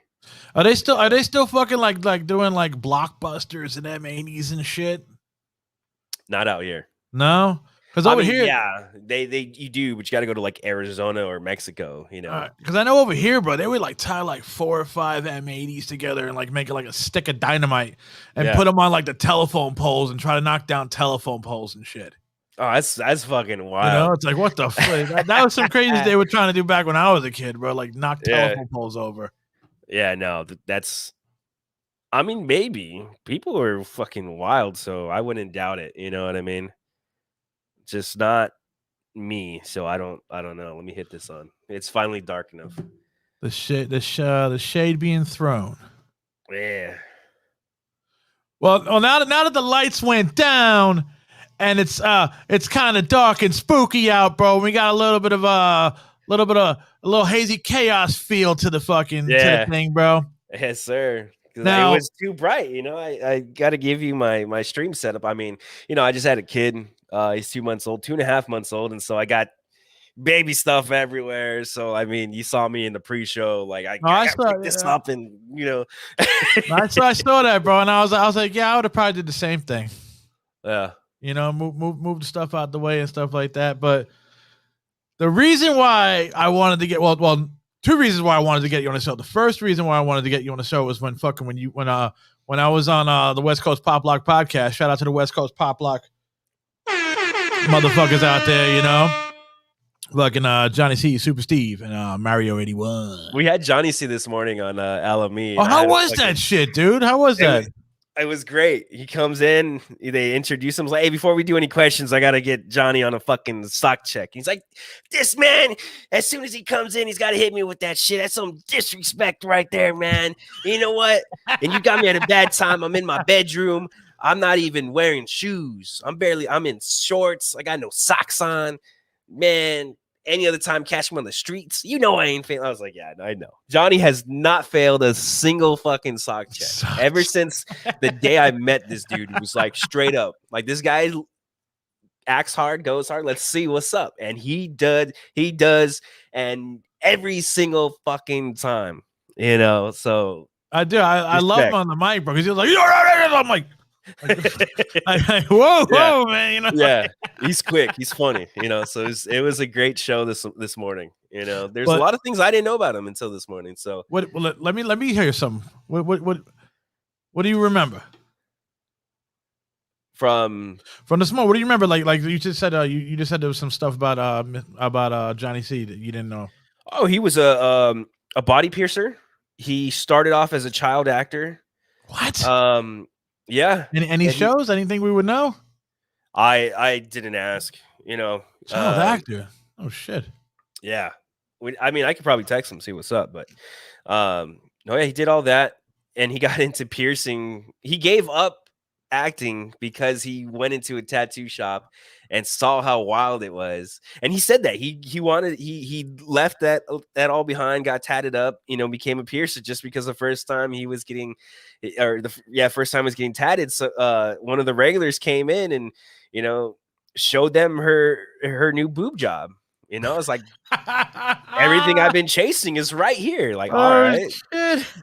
I mean, you were on TV and still could have had this, and you know, but you get boobies at a tattoo shop. That's cool, I guess. Holy shit, man. Yeah, he's a funny dude. He's a funny dude. He's all over the place. He moved out to I think Minnesota for a cool second. Yeah, that was weird when he said he was up there. I yeah. was like, man, it's like you don't really hear that many Cali people moving to the fucking one of the coldest fucking states in the world, bro. Yeah, no, definitely not. You know, I mean, I've been to Wisconsin, bro, and it's like, and I mean, shit, and Minnesota's right next to it, bro, and like I felt like -5, and I was like, holy fuck. Yeah, get me out of here. Yeah, I don't even know how he survived up in that motherfucker. And stuff like that, I wouldn't fuck with, and like that in Arizona. Yeah, I heard Arizona because is it too hot out there, bro? Is it like really? It's a fucking oven, dude. Like you know, I've done Mexico and Puerto Rico, and it's hot, and but the thing is, it's humid, so it's like wet. You know, it's like you know, it's muggy. I can't do my hair, you know. But in Arizona, it's like you step outside and you're like, holy fuck, I'm baking. You know, it's like throw some fucking cookie dough on the fucking sidewalk. You know, they've done that. They have videos of people making breakfast. They just take a skillet out onto the fucking sidewalk and throw their shit on there. You know, my brother's been out there, bro, and he says that when you go from the house, which is fucking central air, to the garage, which is central air, to the car, which is air conditioned, into the parking lot, which is central aired. I'm like, the parking lot's over there, fucking central air. He's like, yeah, the parking lot where I was at was central aired, and then we went into the central air fucking building. Wow. Yeah, and that's the thing. It's one thing. The electricity is prepaid, which didn't make any fucking sense. What the fuck does that prepaid? Yeah. I mean, it could have been just where I was at. My homegirl had this like little box, like as if you had like the air conditioning controller, and like, but there's a credit card slot, and you like you put in how much money you want to spend, and then when it goes low, it starts beeping like the fucking fire detector, bro. But like all of that electricity goes to the AC, like you said, because that's what we did. Because I went out there to go see Metallica a few years ago. So it was, you know, we're inside, run to the fucking car, blast the AC, and like go to a store to go hang out. You know, you have to be inside. God damn. You can't be outside. It's hot as fuck. There's no way. But I'm still tripping off of fucking, you're paying for your fucking PSE&G or electricity inside your house, swiping the card on. What the, to me, I'm like, yo, no disrespect to anybody in Arizona, bro, but what kind of fucking like welfare fucking EBT card shit is that or something, bro? Like, I don't get that, bro. I've never, I don't get it. Like, have they fucked over the electric companies so much over there that they don't trust them no more? Yeah. I don't know, bro. It's all desert, so I mean, they could be turning everything all green. You know what I mean? So that's bugged out. So that's one state I'll never go to. I mean, it's cool. I mean, there's only like, I'm not gonna knock on Arizona, but there's only, you know, Phoenix and Tempe, which is basically the same city. maybe Tucson, and maybe Flagstaff. But Flagstaff's up north, so they get snow for some reason. Oh, that's odd. Yeah. Holy So shit. you got like 3 parts of Arizona that's So they got 2 fucking seasons and not just one. well, no, that's only northern Arizona. So southern Arizona is just fucked all the time. God damn, dude. Yeah. I'll still I mean, checking that's off. still like a 2 seasons. It's hot as fuck, 24 hours a day. Uh-huh. And in this other season, it's hot as fuck when the sun's out, and then it's cold like when the sun goes away. Yeah, I was about to say, what is like, it like? What man. is it like at nighttime over there, bro? Like, is it fucking Yeah. brick? It's fucking hot. Like we went out, me and my lady went out. We toured out there too. Every time it was like, oh, 115, and then like, hey, when the sun goes down, it's still like 85, 90. Holy shit. You're outside and with the shirt off, and then they got these fucking cicadas, bro. Do you know what a cicada is? What are some of those fucking bugs that make? Yeah, they're fucking everywhere. We only hear them over here. We don't see them. We only hear the motherfuckers. Yeah, I mean, I see them every once in a while. Like I've seen them twice. Once because it got into the car as we were driving. Oh, fuck that. And the other time because it was dead. No, so, I can't do insects, bro. To me, like the bigger they are, I'm just like, nah, bro. I got friends in Australia, and I send them some fucked up shit, and he's like, that ain't bad. You want to see something worse, and he'll send me some fucked up picture. Yeah, don't they got like 20-foot fucking spiders or some shit over there, man? Yeah, like, fuck that. They got these like they got insects that'll eat dogs, land crabs or something. Have you seen those? No. Yeah, look up. I gotta find. I'll send it to you later. But it's like a land crab, and there's pictures of them chilling on their trash cans, and they take up the whole side. It's fucking. Dude. I'm like, dude, give me a fucking flamethrower or something. There's like what is something, that movie? Bro. Arachnophobia. Yeah, I can't fuck with spiders, dude. I'll have a heart attack, bro. Nah, man, I ain't playing that game. Yeah, I guess Australia's off the list. I ain't fucking with that fucking country. Yeah, I mean, these dudes are out here boxing with fucking kangaroos. They're fucking built different, Yeah, I saw that shit, but a kangaroo fucked that dude up, though, man. Yeah, so it gets pretty wild. But yeah, no, who were we talking about? We started talking about Johnny C, West Coast. And I was gonna go into because I was like, because you were just on I fucking 2 reasons why I wanted you on the show. Like I knew I was like, I gotta get this guy. Number one, when the phone rang at the West Coast Pop Lock Podcast, I was like, that's Zack Lopez. I could feel it. And when you got, who is it? Zack Lopez. I was like, bam! I was like, I knew it. I was like, I knew it. And then when I was driving down to fucking to Oceanside, and I was hearing your fucking story on fucking shout out to the girls at Hazy Chaos, fucking Scary Encounters with Hazy Chaos, Kat and Liz, fucking when you were fucking talking about how you had you had an encounter with a fucking demon, like you had a conversation, with a fucking demon. And there's a lot of experiences and encounters with everything that she had inside of her, but that just was. I'm like you listened to it. The whole relationship was just it was one big trip. Oh yeah, like when you said when you said you were fucking having a horrible day and she was tripping out and shit. Yeah, and I was feeling her trip. Yeah, I was like, what the fuck? I was like, oh, that's fucking horrible, bro. Like if you don't want to trip, you ain't want to fucking feel that shit. Yeah. So. Yeah, but that talking to the demon was. I was calm when doing it. When you were saying that you were talking to the, I pictured the demon like crossing his legs and his fucking hands like this, and just sitting there and just like talking to you like you're inferior. You got you can't do shit to me. Like that's the way I pictured the motherfucker like looking. Yeah, while he was like talking to you. Yeah, I mean he wasn't very much like antagonistic, but it was a sense of like I am better than you. You know what I mean? So a lot of the answers and replies were kind of snarky.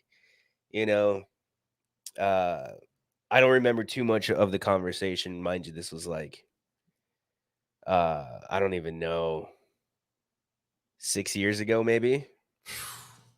It was a while. And a lot of that I kind of repressed. I'm not gonna lie. You know, Mhm. so kind of because like I said, I would tease it and like talk about it like, oh yeah, I dated a Wiccan, like it's no big deal, whatever. Yeah. Because I mean, usually it's not. Usually it's not. It shouldn't be. No. But yeah, it was a crazy experience. You know what I mean? So I just opened it up to them, and because like they say, I mean, it's safe to talk to them. They're good listeners. It's a great time talking to them. You know what I mean? So Yeah. what other place to do it? Than there. You know what I mean? So, but I mean, you gotta check out the first episode. The first episode, season 1, episode 7. Me and Duke run it. I share some other stories. So does he. But what I didn't go into with them was this other relationship that I was in. I mean, it wasn't like that, but it takes place in a certain period of my life. We Mhm. were hanging out at La Mirada Regional Park, and I remember sitting there in the car, and there was a bush. There was a bush, like a cool little like rectangular bush, regular bush. Yeah. A like American bulldog walked from behind it. So I just circled it, but it Okay. wasn't like just that. It was like skinless, so you could see like all just nothing but muscle, bro. What the fuck?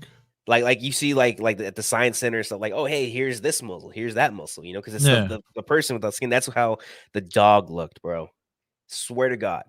Swear to God, and so like I said, he walks around it, he lifts up his leg and starts pissing on the bush. And as he's pissing on the bush, he not he, but it the Somebody named what is this? Couch? Coucherson. Yeah, he says start over. He doesn't know what you're talking about. Hey, sit down, Couch. All right, buckle up. All right, we're talking to some crazy shit. All right, so but the dog starts pissing on the bush, and the bush just lights and engulfs in flames, bro. What The the whole fuck? thing. Like imagine what's that movie, Tim Burton, Nightmare Before Christmas, when he has the little Yeah. Christmas tree and the thing goes up. That's how the fucking bush looked. Swear to God. And I looked at her, and like she was wearing glasses, so I took her glasses off, put them on. I don't know why I thought that would be better. And I look back, and it's a different bush. It's not the same bush. The whole thing, like, that wasn't there. Like, it just changed. I asked, "Did you see that shit?" No, what are you talking about? I was like, "This dog just fucking made this bush catch on fire." Oh And she's shit. like, "No, you're fucking like crazy." Like, no. I was just like, "Well, what the fuck?" You know? So that tripped me the fuck out, you know? And then still within that time frame, um, some context to it. I was dating the chick. She was 19 and I was 15. Mhm. Uh, my parents found out, threatened to call the cops. So she like disappeared out of my life, but I was young, like I thought I fell for her and this and that. So I was very emotionally like, you know, I was emotionally down. You know what I mean? Um, and so I remember this one time my tios were over, and so when that would happen, like they would take over my mom's room and my mom would take over my room. So I was sleeping downstairs, and like I was texting her and calling her like, "Hey, like please, like just talk to me, blah blah blah," you know.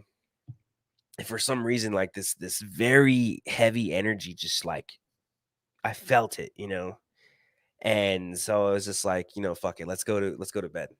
And I laid down on my back, Mhm. all of a sudden, frozen, frozen, bro. And I could feel like a body just hovering over me, so like at about a foot away from my face, and their body like parallel to me. Yeah. And I'm just staring into this thing's eyes, and it's just like yellow, like golden, like just golden eyes, man. and I could not blink. I cannot turn. I cannot do anything. Full on paralysis, bro. And I'm just What the staring into this thing, and I get tunnel vision to the point where like everything around me went black, and all I saw were these eyes, you know. And I can't even tell you how long I stared at it, just because What do I you what do couldn't you move. I couldn't do shit, and what do you it's think it just like wanted from you? I couldn't tell you. I don't know, and I exhausted myself to the point where I passed out or something. I don't know, and I woke up the next day fine, and you know, I have never experienced sleep paralysis since then. That has been the only time. You know, because like I said in that episode, what I learned was these things come and try to mess with you or come and take you when they feel that you're at your like weakest moment. No. You know what I mean? So I was, you know, I was emotionally weak. You But know what I do mean? you think you're like what do they call that? Is it clairvoyant or something? Like, you know, where you're more prone to No. seeing stuff like that than other people? Well, I You're more, think clairvoyant, or like your third you eye's know, open, you know? yeah, I would say so because that's I mean with Hazy Chaos, I mean they have friends who like are shamans and stuff like this. Um, Your boy but Couch said he's had sleep paralysis. some I woke up one night and it felt like crazies. something heavy was on top of me. All I could see was eyes in front of me, and I could hear screaming. My family told me later that it was me screaming. Wow, he didn't even know it Fuck. was him. Oh This shit. shit is real, dude. Um, what was I saying? We're talking about third eye. Oh, you were talking about Oh yeah, the well, the clairvoyance and stuff like that. I think it's more skill, you know, because you have this gift and ability, and you've like honed it. You know, you figured out how to control it. You figured out like how to manipulate it to do what you need it to do. You know what I Mhm. mean? Or you're very much more aware of it. Like I mean, I know I see things and I sense things, you know, but not to a point where it's like I could use it in some way. You know what Like I what mean? is that? Like that movie? What is it? Is it Insidious or Oh yeah, the yeah. So that the shit, old lady fucking saw shit or whatever? Or yeah, that shit's real. People do that, you know. That's what a lot of these people do. So like if you're tuning in, go check out like basically all of the hazy scare encounters, the hazy chaos episodes. They have a lot of good people, a lot of good insight. One dude's mom was like a white witch, which so that's the reason why he never saw anything, because he felt that like she had casted multiple protection spells on him and stuff like that, and mm, you know, dives into, you know, that type of world. One guy talks about his experience with being cursed, like what you were telling me. yeah. He had to go to a curandera down in Mexico, uh you know, stuff like that, you know what I mean? So it's crazy, you know, you learn a lot, you know what I mean? Hold on to this motherfucker, bro. I'm clairvoyant. My uncle was deployed as a couch in a psychic's office. I Jesus come from a long Christ. line of gypsy couches, and I'm the seventh couch of a seventh. Who the fuck is this guy, bro? I don't know, but hit me up. You know, I could use you on Swine Saturdays. Oh shit, man. Give me Yeah, your own little segment. but like you were saying, yeah, yeah, I had a separation spell put on me from something. It's like some kind of fucking separation spell or something like that, whatever. And I remember I went down to South America and fucking met a fucking bruja, bro. Fucking did this whole kind of blessing on me and shit, bro, and all Yeah. that, man. I mean, I'll tell you this though. I mean, after it was done, I felt fucking great. Yeah. Like I felt like I could conquer the fucking world, you know? Right. But I mean, it's just weird. It like after like I'd say like after like a year, it kind of wore off. I don't know. It was just weird.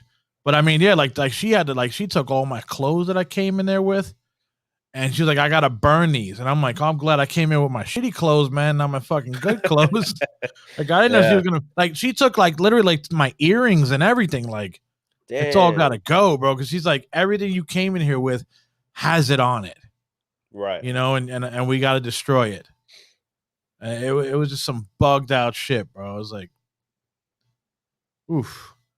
Well, that and a fucking one time I was sleeping in my my aunt's house. My aunt's house is haunted, Okay. and I've always heard stories about kids running around and shit, right? Right. And fucking my uncle died in the basement, right? There was an apartment in the basement of the house, and he died down there, like in the 80s or some shit. Yeah. And it's just this is my family's through marriage. It's not blood or whatever. It's through marriage. Right. And we were gonna go. That's when we were gonna go to Venezuela and shit to go fucking see, like the fucking the bruja and shit and stuff. So they were like, all right, well, we're gonna leave tomorrow morning. Oh, that cool. What room am I sleeping in? And they were like, no, you're sleeping on the couch. And I'm like, I don't want to fucking stay down here in this living room. Yeah. By myself, bro. Like, what the fuck? Yeah. And I wound up sleeping down there in the fucking living room by myself. And fucking, I'm just sleeping, and all I hear is running up and down the fucking stairs. And I'm like, who the fuck is running up and down the fucking stairs, bro? It's like 2 a.m, 3 a.m. And like it's pitch black, and I look at there's nobody there. Yeah. But I still just keep hearing footsteps. And I'm like, oh, fuck, man.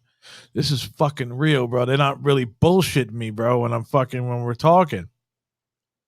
So I try to fall back asleep. And mind you, where the living room is, I'm looking directly at the kitchen. And I see like a fucking silhouette just staring at me. And I'm like, what the fuck, dude? And I'm just like, and there's no eyes, no, it's just a black silhouette. And it's just looking dead. I'm like, I know this motherfucker. Whatever it is, I know it knows I'm looking at him or her. Right. And they're looking at me.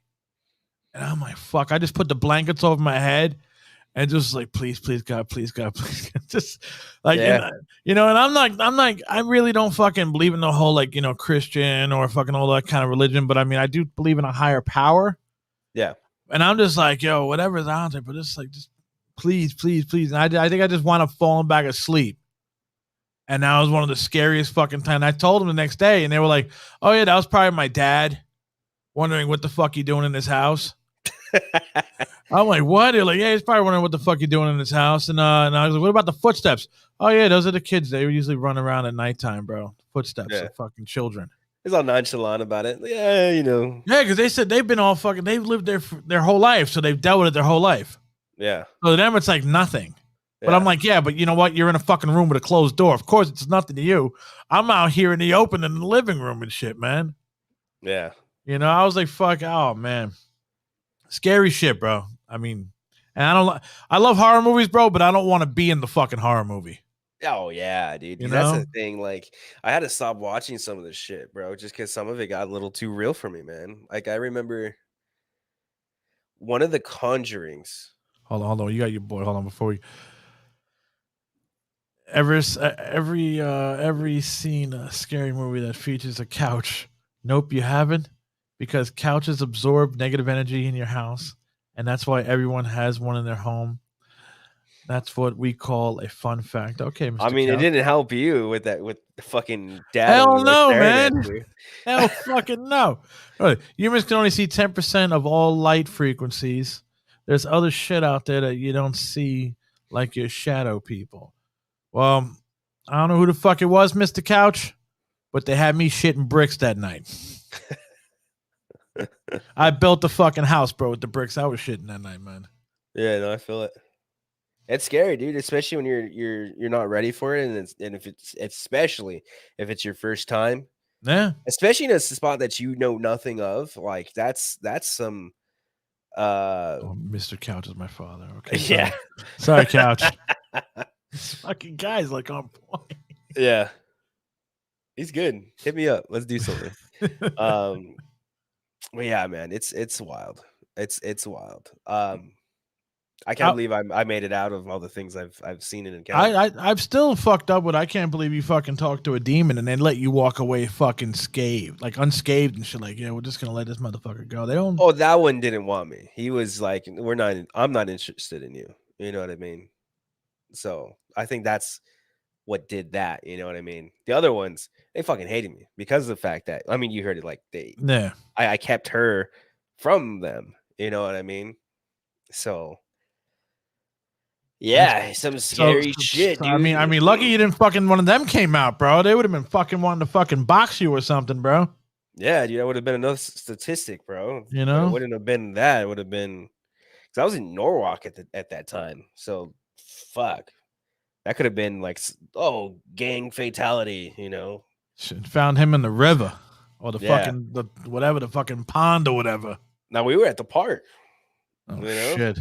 I was chilling with the demon on the fucking baseball stands, you know, the bleacher. Holy shit! And like Yeah. so like when it went away, did she came back? Like she just came back like like nothing happened. Yeah. I mean, kind of like you could tell that this entity's energies were just like decreasing. Mm-hmm. You know, the it wasn't so sure of like its answers, and the way it spoke was very like diminishing, you know. And she came back and she had no recollection of any of it, you Damn. know. So like Oof. she only remembered a conversation that happened like probably an hour and a half prior to that, you know what I mean? So Talking about fucking don't smoke the good shit, bro. Then she must have smoked some of Mario's fucking shit, bro. Took a Yeah, little I hit before, know. Mario probably popped up out of nowhere and gave her a little hit real quick, bro. That would be easier to fucking take in than that, bro. Fuck, that was a trip. Holy shit, dude. Yeah. Well, what else we got? What else we got here? Well, Well, where are you at? You're out in New Jersey, right? yeah, I'm out here. I'm out here in a secret location in Harrison, New Jersey. Yeah. Yeah, no, I mean, go ahead. No, I'm from Jersey City, New Jersey, bro. Born and raised. You know, that's a proud thing. A lot of us say that are from Jersey City. You know, because they gentrified the fuck out of our city and kicked us out. Oh yeah, that's everything over here. I mean, we could talk about, how the metro, as much as it has helped the community, it's also the biggest factor of gentrification over here. You know what I mean? So Now, like, Mr. Couch, Zack actually wants you on fucking Swine Saturdays though to fucking talk about your couch experiences and or your family. You love seats and your fucking what do you call that fucking recliners? Your uncle recliner, and all that stuff. Yeah, your lazy boy. Yeah, your lazy cousin, the lazy boy. Yeah. But fucking no. So we got fucking like kicked out of Jersey City. Basically, it fucking raised the rent to like fucking. God damn, bro! Like you're paying like maybe like $2,500 for a fucking hole in the wall. Jesus Christ. Yeah, I mean, that's all of California out here. You get a little shack for like $1,500, bro. Yeah, I mean, I tried to live out in California. I was living in the IE for a hot minute, and it's fucking a lot of money, dude. Like, holy shit, man. Yeah, even out there, that's wild. Well, that's where people go. I was in Redlands. Oh. Yeah, so yeah, and everybody said I say Redlands, and everybody's like, damn, man, Redlands. I mean, at least you weren't in Colton or Hemet, though. No. Actually, when I first came to California, I was in Colton. To visit my boys. They lived in Colton and shit, bro. Colton and then I think Riverside.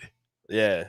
And that was a trip, bro. Fucking coming from over here, seeing like all the motherfuckers just hanging out and shit, giving you the look. I was like, all right, man, you're not in Kansas no more, Dorothy. Nah. Nah, they play a different game out there. A dumber game, but they play a different game out there. Oh yeah, they're pretty fucked up though, man. My homie was walking with his kids and shit, and they still try to fuck with him. And he's walking with his two daughters. I'm like, yeah, what? Like, fucking, have some respect, man. You're walking with children. Yeah. But I guess the game is different, Yeah. Fortunately, but yeah, no, I was gonna say because all right, so we on the wall, telling you a whole bunch of stuff. We got the final poster here. This one I have that's Metallica's Creeping Death vinyl EP. I got Black Sabbath's Sold My Soul for Rock and Roll. Then a band picture of Anthrax has it all signed. Then Slayer's what's the first album? Oh fucking oh god, what the fuck was that? Show No Mercy. Yeah. All of them have tickets from shows and everything. So like the Metallica one, that was the first time I saw them, which was the Big Four back in 2010. Says that I saw all of them there. Anthrax was at the Knot Fest or Did you see the big four with Hanneman or without Hanneman? with. So With- I've seen it every step of the way where it was all original members without Hanneman, then without Dave Lombardo.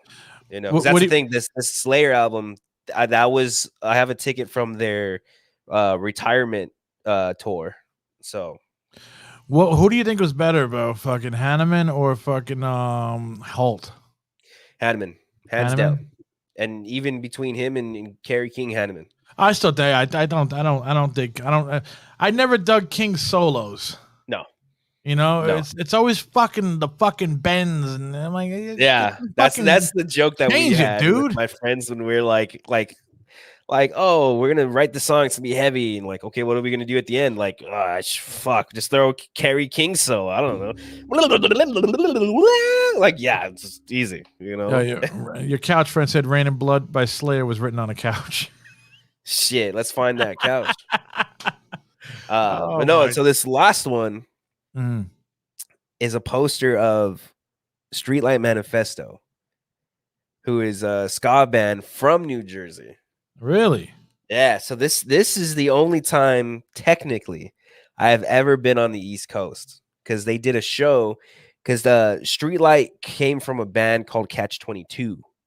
If you've heard of them. Catch 22. Yeah. It sounds familiar. So they had a hit album called Casby Nights. So they were supposed to do a one-off show in New Jersey. Celebrating I went out to Tom's River, I believe. Oh, okay, that's not that far from me. Yeah. You mean Couch 22? Yeah, one of those. Love this dude. But yeah, they were supposed to do a one-off show just for the anniversary. It was like 20 years or some shit. So booked the tickets, booked the flights, got the tickets, and then like a month later, like, oh hey, but just kidding, we're fucking touring it. So they have an LA show. And I was like, I'm not gonna go to that, but ended up getting free tickets to it. So I have both of those tickets in my fucking thing. But no, that was the only time I had ever gone to East Coast legitimately. I mean, I got in Puerto Rico and stopped out in Florida, but I don't count a layover. Nah, Florida's not East. Florida's Florida, bro. That's they're their own fucking thing, bro. Yeah. So, but this was the worst trip I have ever planned. It was so poorly planned. Like, bro, let me tell you. I had a friend who stayed out in Philly. So I took a night flight out from over here. So it was like 9 p.m. Yeah. So I was landing over there, I think 5 a.m. Something like that. Because you got the 3-hour time change and then like a 5-6 hour flight. Something like that. And I was like, I hate flying. I fucking absolutely hate flying. Like, it's whatever now. I don't like the ups and the downs. That's it. Yeah. I was like, I want to get edibles. I was running late, wasn't able to get edibles, unfortunately. And I sit on the flight and they go like last call, because there was an empty seat next to me. Oh, what happened? Hold on, bro. Hold on. All right. We're gonna play a song right here, bro. I'll be right back, dude. Let's do it. All right.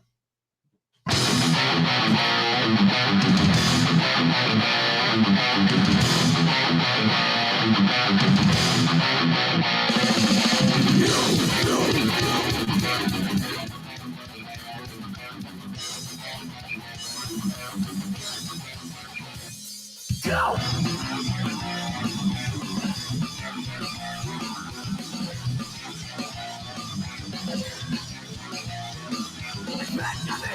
Running my business, the worst of your attack. Easy life, make time in the ground. I'm pushing a no to the love. You can't switch back, you can't smoke this. You're getting a fire lady. Killing for power, you're coming corrupt. Say you don't care about your life. You're running low. You're pressing focus on your head card. You're no second when you get your head. Your supply runs straight back down. And you start to choke. Breathe on. Breathe on. Breathe on. Breathe on. That is in the air. Your body's on the bear. That one eye back again. You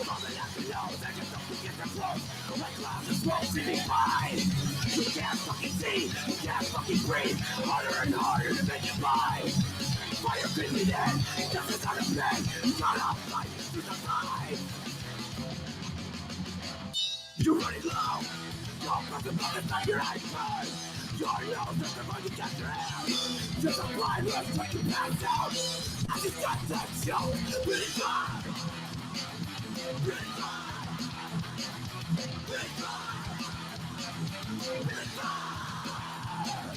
Yo.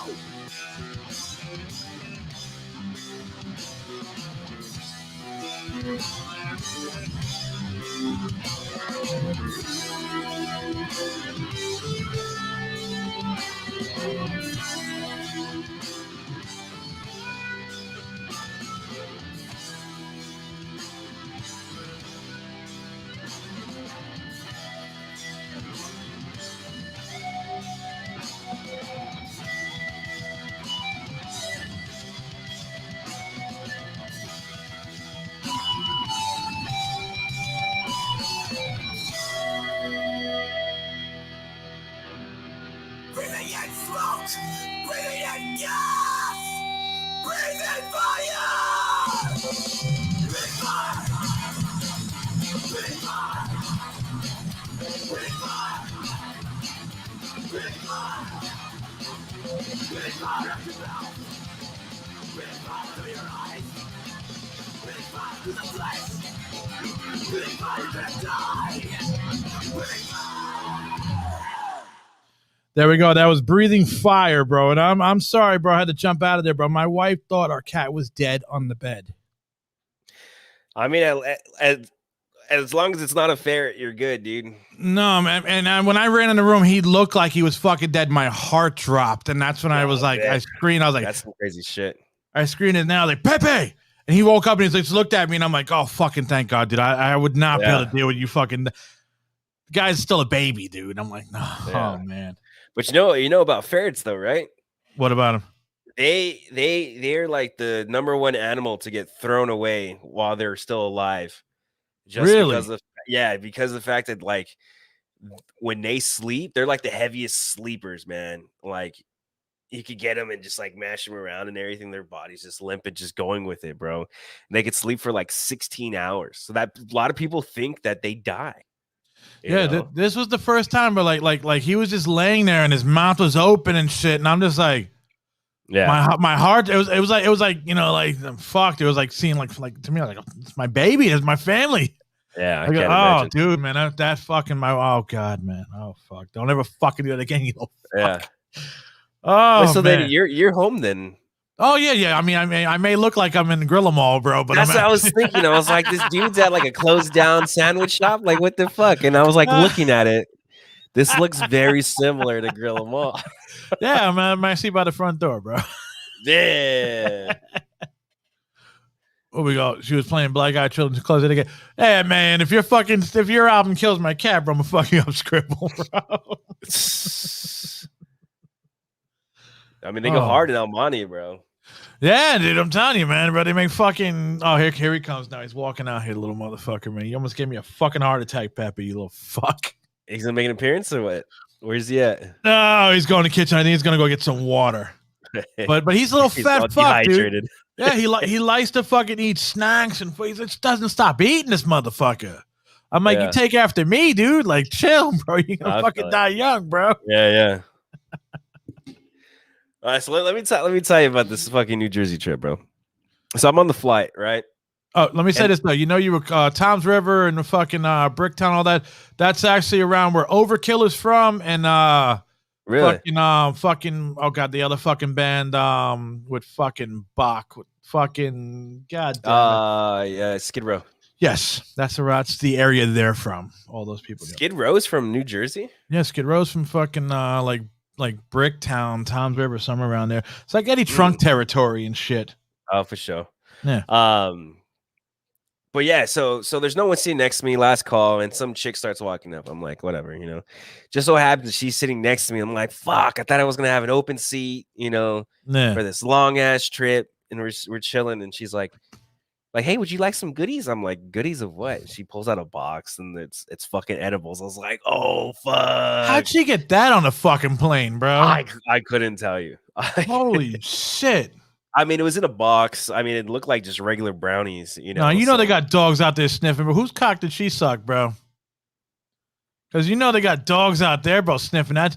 Man. voluntary pat down. I don't know. Shit. Anyway, so I took that. I took like, a cool little piece, like maybe like, I don't know, 70, 80 milligrams, whatever. And it's weird because for me, like 50 milligrams could do nothing.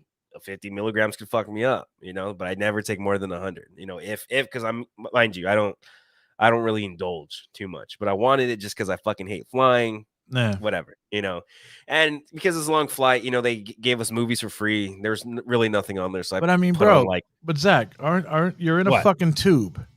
Yeah. Thousands of feet in the air. Right. The last thing you'd want to be is fucking stoned. Why not? If I'm gonna die, you're not gonna freak. You might freak out or some shit like that.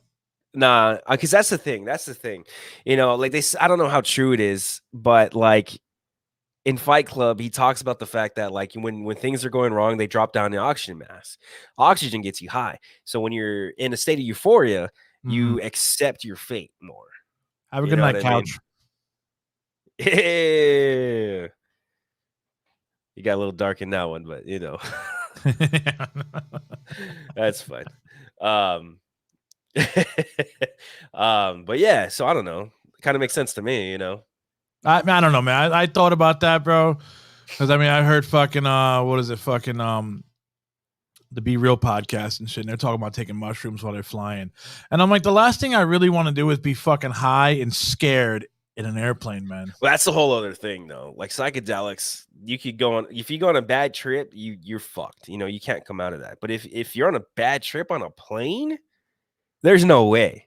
No. You know what I mean? So that's a whole other thing. You might want to pull a DB Cooper or something, bro. I'm like, give me some money. I'm jumping out this motherfucker. Yeah. So, I put the movie on, and like for some reason, like I was able to still listen to the movie, so I was half in, half out. It wasn't like real sleep. But anyways, I woke up. We landed. 5 o'clock. It's like what 2 o'clock my time. So I'm fucking tired, but I'm still fucked up. I couldn't wake up. Wait, so I'm literally on like on the plane. Oh, people are leaving, and like I'm like couldn't open my eyes. Like I legit like had to slap myself just to get something going. Fuck. And, what the and fuck I'm getting was off in this that shit. It was processed THC. I don't know, dude. I don't. Did she make it at home, or was that some like bought shit? It was bought shit. That's what I'm saying. Like it was like in a box and like looked legit. Like candy or some shit. I don't know. But like imagine Wolf of Wall Street where he comes home on the lewds and shit. And he's getting out of the car. That was fucking me. I'm grabbing onto each and every chair, trying to get off and just struggling, just to get off the fucking plane. And then like we're in the tunnel and I'm just on the wall, like pushing off of it as if like I'm drunk. Fuck, dude. bro. Yeah. You remind me of fucking in Ted 2, bro, and the fucking Mark Wahlberg fucking smoked Can't Get Home. Yeah. He's fucking holding onto the fucking walls and shit, screaming. Yeah, it was so bad. And like I got out of the terminal and I found a bathroom and I go into the stall, close the door, and as I'm closing the door, I'm already going. I turn my head and just shoot at the toilet, dude. I'm fucking throwing up, to the point where I'm dry heaving, and I was like thinking to myself, I got to get the fuck out of here. It's Cinco de Mayo. Like if I get arrested, I'm not getting out of here till like Monday, or whatever. Oh, hell no. Yep. Something like that. I don't know. I was like, I got to get the fuck out of here. And so like after 15, 20 minutes of dry heaving or whatever, I was like, all right, we got to go. Open up the door, and there's a TSA agent fucking washing his hands. So we look at each other like through the mirror, make eye contact, and I was just like, closed the door and went back in, threw up for like another 5 minutes, dude. Yeah, but it was bad, so I made it out. I finally got out of there, found where the exit was, but it was like one way, baggage claim one way. And I was like, all right, let me just go to the restroom just in case, you know. Start throwing up again, and I was like falling asleep as I'm like standing there in the stall, bro. And I called my friend and I was like, hey, like I need you to pick me up. I can't get out of here. She's like, well, I don't have a car, so I'd have to Uber over there. Then we'd have to Uber back. So you might as well just Uber. And I'm just like, fuck. All right. You know, so I ordered an Uber, made my way out. You know, it's different. It's so weird being, you know, at a different airport other than LAX, you know? Like, I spent 30 hours in Seattle. Oh, in the airport overnight, bro, and that was fucking horrible. I can't imagine, dude. But like it was empty, you know, like I'm standing there on the sidewalk and there's like no cars coming. There's like maybe a handful of people. Like at LAX, it's full like 24/7. You know what I mean? So it's ridiculous. And so I was standing there, and all of a sudden I got to throw up. So I turn, drop my bag, and just throw up in the street real quick. And then some dude yells at me like, "Hey man, you all right?" I'm like, "Yeah, man, I'm good." Are you Zack? I'm like, fuck, it's my fucking Uber.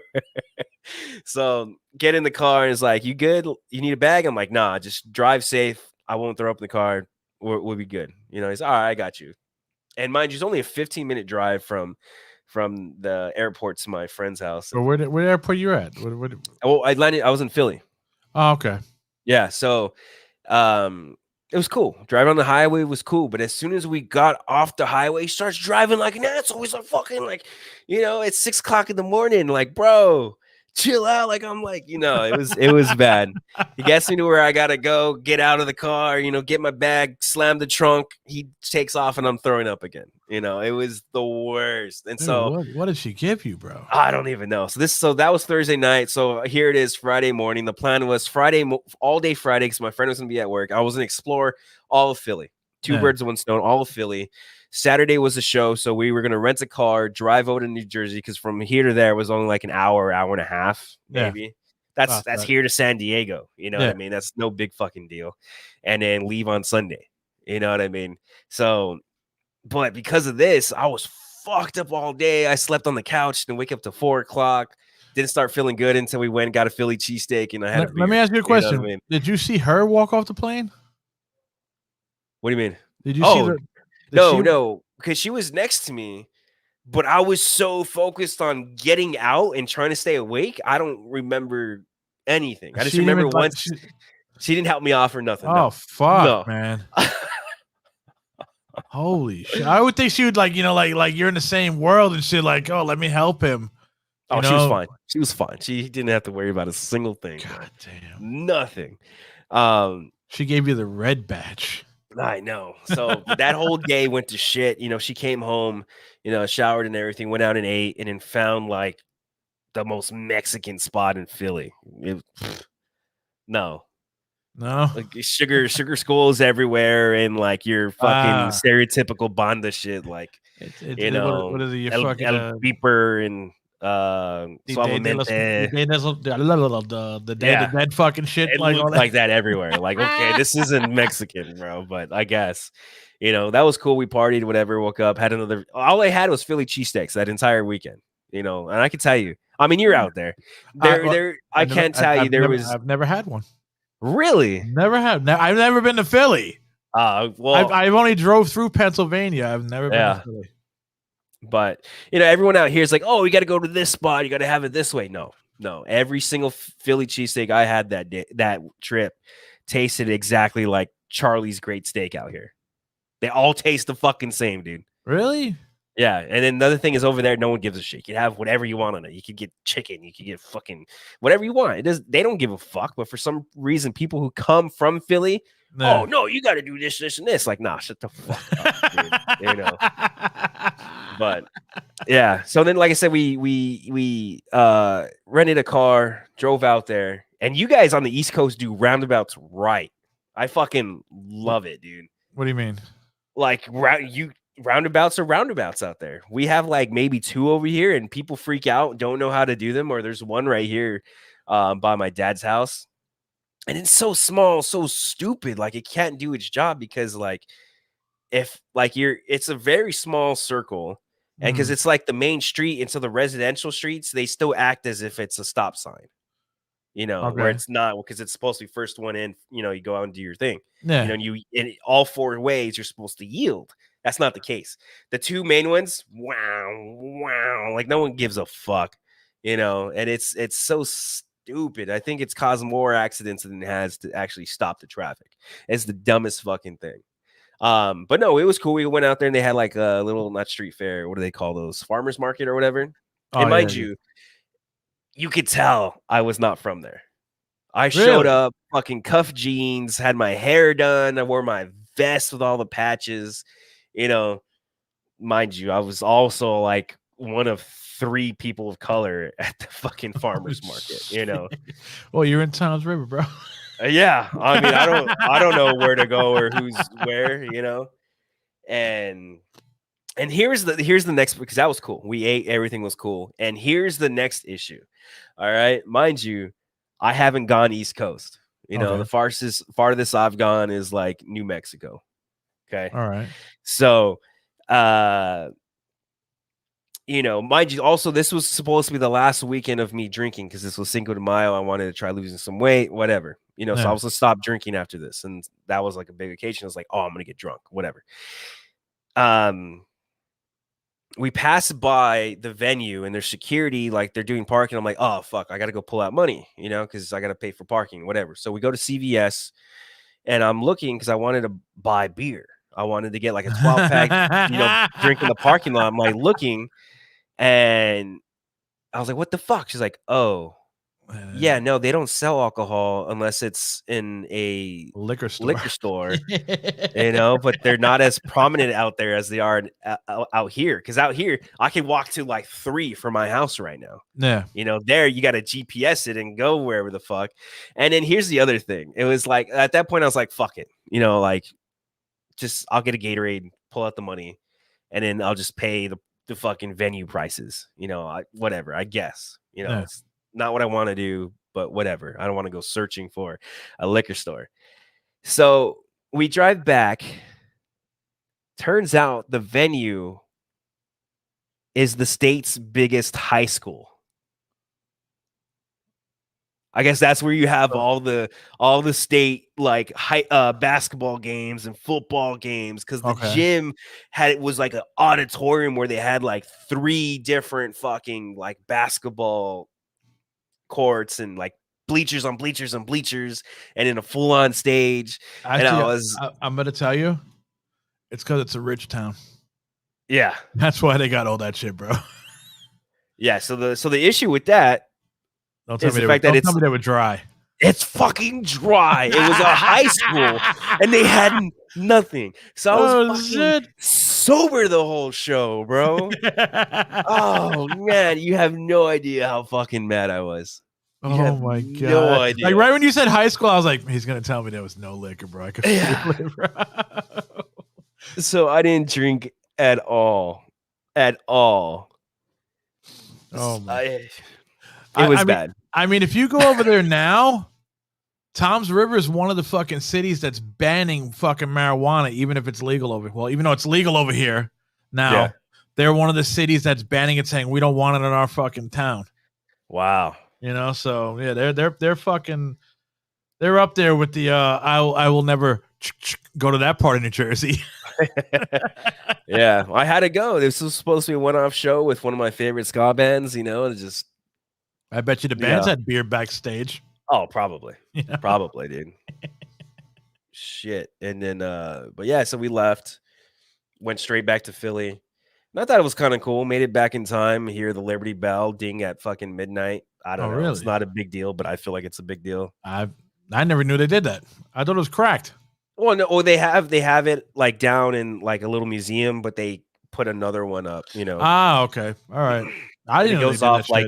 It goes off every hour, so but I didn't get to check it out until then. But for some reason, I feel like there's some significance of hearing it at midnight. I bet you to them they're probably annoyed at that shit if it goes off every hour. Like, oh, cocksucking fucking bell, dude. Yeah, well, that's why I'm glad I don't live next to a big ass church.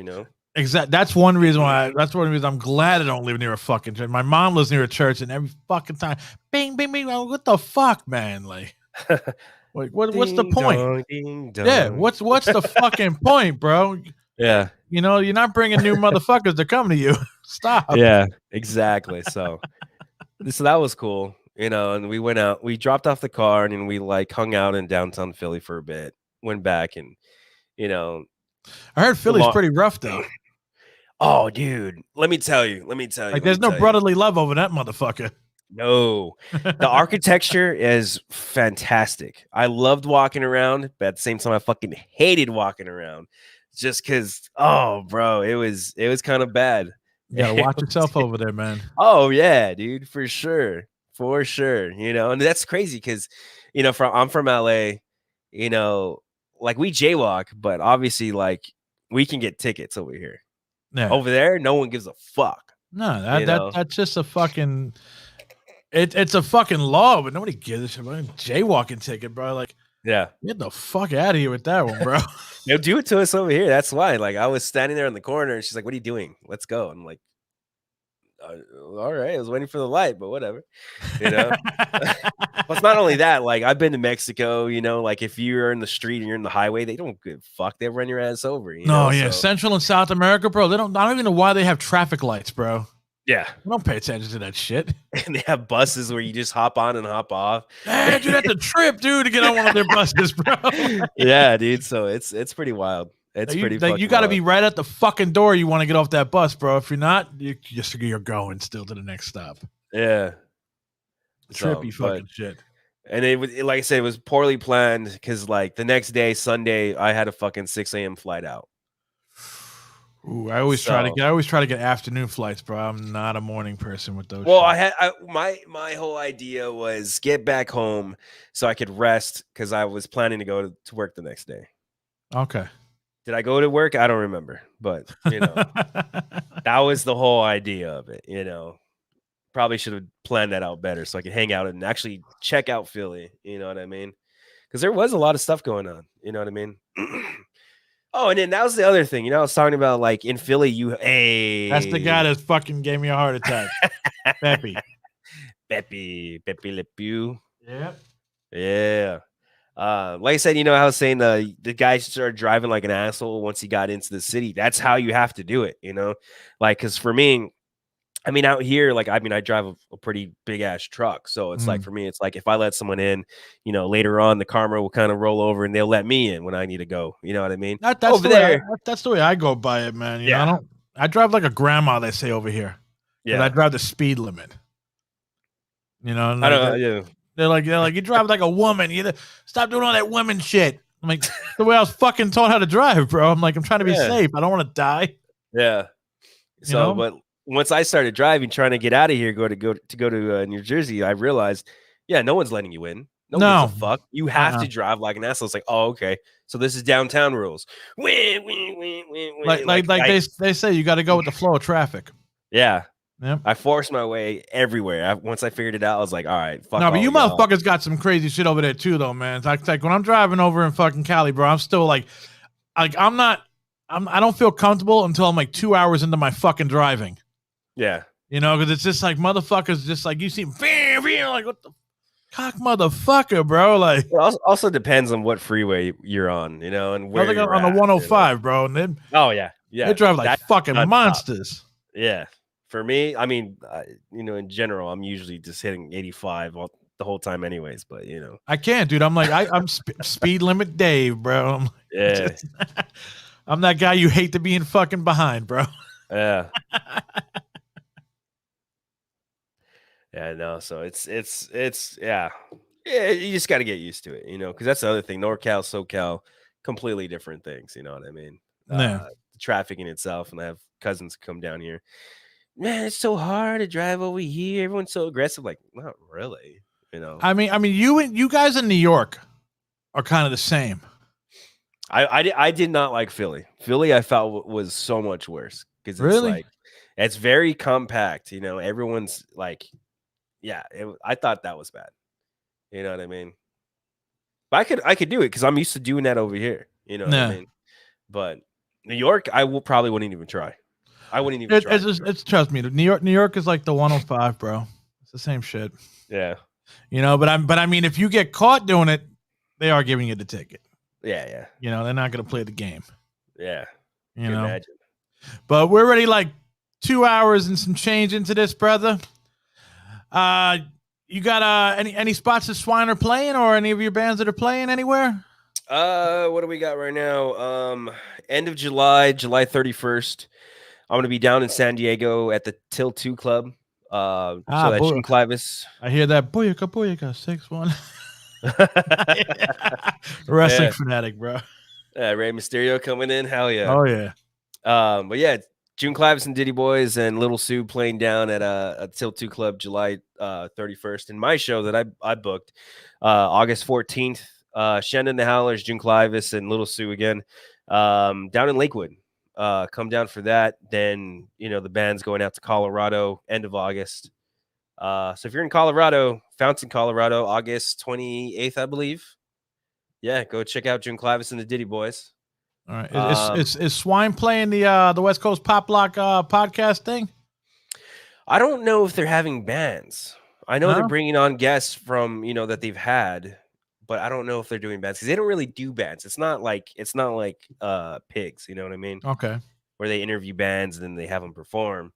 Well, you're gonna be there though because you were a guest. Oh yeah, and I mean I work Pigs all the time anyway, so like I know Super Steve, Michelada, Rumble, and all that shit. You know what I mean? I'm involved in a lot of things that Mario does because Pig Studios is taking off. We're doing a lot of stuff because I mean we even went and filmed in San Diego some fucking amateur wrestling. Yeah, it's also Pig Studio filmed a graduation. Oh yeah, I was like, oh shit, man, you got fucking schools fucking picking you up now, man. Oh yeah, because Mario is fantastic. He does good production. Everything's A1. You know what I mean? He could be doing big ass festivals. Michelada Rumble is just the start. I mean, that's still a pretty big jump, but I mean, we're gonna be doing it. We're gonna be doing it. Where does he get the Wi-Fi connection out there? Like how did does he use like the places he goes to connection or? What do you mean? Because we haven't broadcasted that. If that's what you mean. Oh, okay. So he just records it for them, or is he live? No, the live sound, like all of the speakers and everything was his. The sound he did sound for the main Michelada stage and the wrestling area. So shit. Yeah, and then this upcoming show, he's doing the sound for me just because I don't want to do it. So he's doing all that with the Devil's Lettuce. Yeah, fucking Mario's amazing, bro. Yeah. Mario 81, motherfucker. Jesus Christ, man. Yes, sir. I learned a lot from that guy. Cool motherfucker, man. Oh, yeah.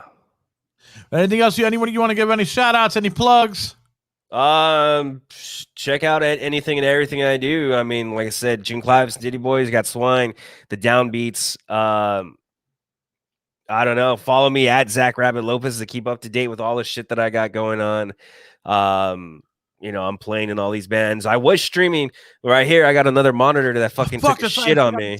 Now I gotta have you on again, bro. We didn't talk about your Twitch channel. Oh fuck! I mean that'll be back. You're a video game dude too, right? Oh yeah. I haven't streamed in a while. Man. I fucking bought a new rig over here, so I got a 3080. I got a Ryzen 7 5800. 32 gigs of RAM, SSD, HDD. I have a whole bunch of shit in this right here, but I haven't got it running yet just because I couldn't fucking BIOS flash the fucking motherboard. So I got to figure that out, So I'm running off of a fucking 1060 right now. I don't know what else, but eventually, Well, the next fucking episode, we're going to talk video games, dude. Hell yeah. But we got like another hour, don't we, or what? No, just kidding. All right. I'm looking at my clock and I'm like, yeah, it's midnight for you, huh? It's up there, bro, and it's Yeah. I mean, I'm still on Cali time. I still stay up to like 4 in the fucking morning, dude. Wow, you're wild, man. Yeah, dude. I mean, I fall asleep at 4 in the morning. I wake up at fucking 7, take my wife to work, come back home, sleep, and wake up at 11, and then I'm fucking up for the day. No, I feel it. Yeah, I got the baby. Wakes up every few hours, gotta feed him, change him, and do the whole thing. So gotta go see what they're up to right now. Nice. A little quiet. Well, thank you for being on the show. Make sure all you motherfuckers go out and check out fucking Zack Rabbit Lopez on Swine. Saturday is on your local music experience network. Download the app. It's free. And make sure you check him out on Pigzradio every Sunday. Just look up Pigzradio everywhere you can fucking find it except Facebook, because for some reason Facebook likes to fuck around when you type in Pigzradio. Yeah. You know, I don't understand what the beef is with that, bro. Yeah, I don't either. But, you know, or if anything, come to me and then I can divert you everywhere. I got links everywhere, and you know I tag everything and anything and everything. You know. And if you have Couch Coucherson, yeah, Coucherson on your fucking show, I gotta hear that one, bro. Yeah, I gotta do it. You know. That's the thing. I'm adding segments into my show. Fucking Ray does this thing Monday mornings where he has Hugo the astrologist come on and tell you about your signs and your futures and shit. I fucking hate it, dude. I hate it so much. You know. So I'm having my boy Marty from the Ruffalos actually have a segment where he just kind of rambles and does his own bullshit. So let's see if I can get that for this Saturday. But eventually I'm gonna have that as an anti-Hugo, you know. But hey man, but you guys come together with the local beer experience. Oh man, that was okay. So that was my idea.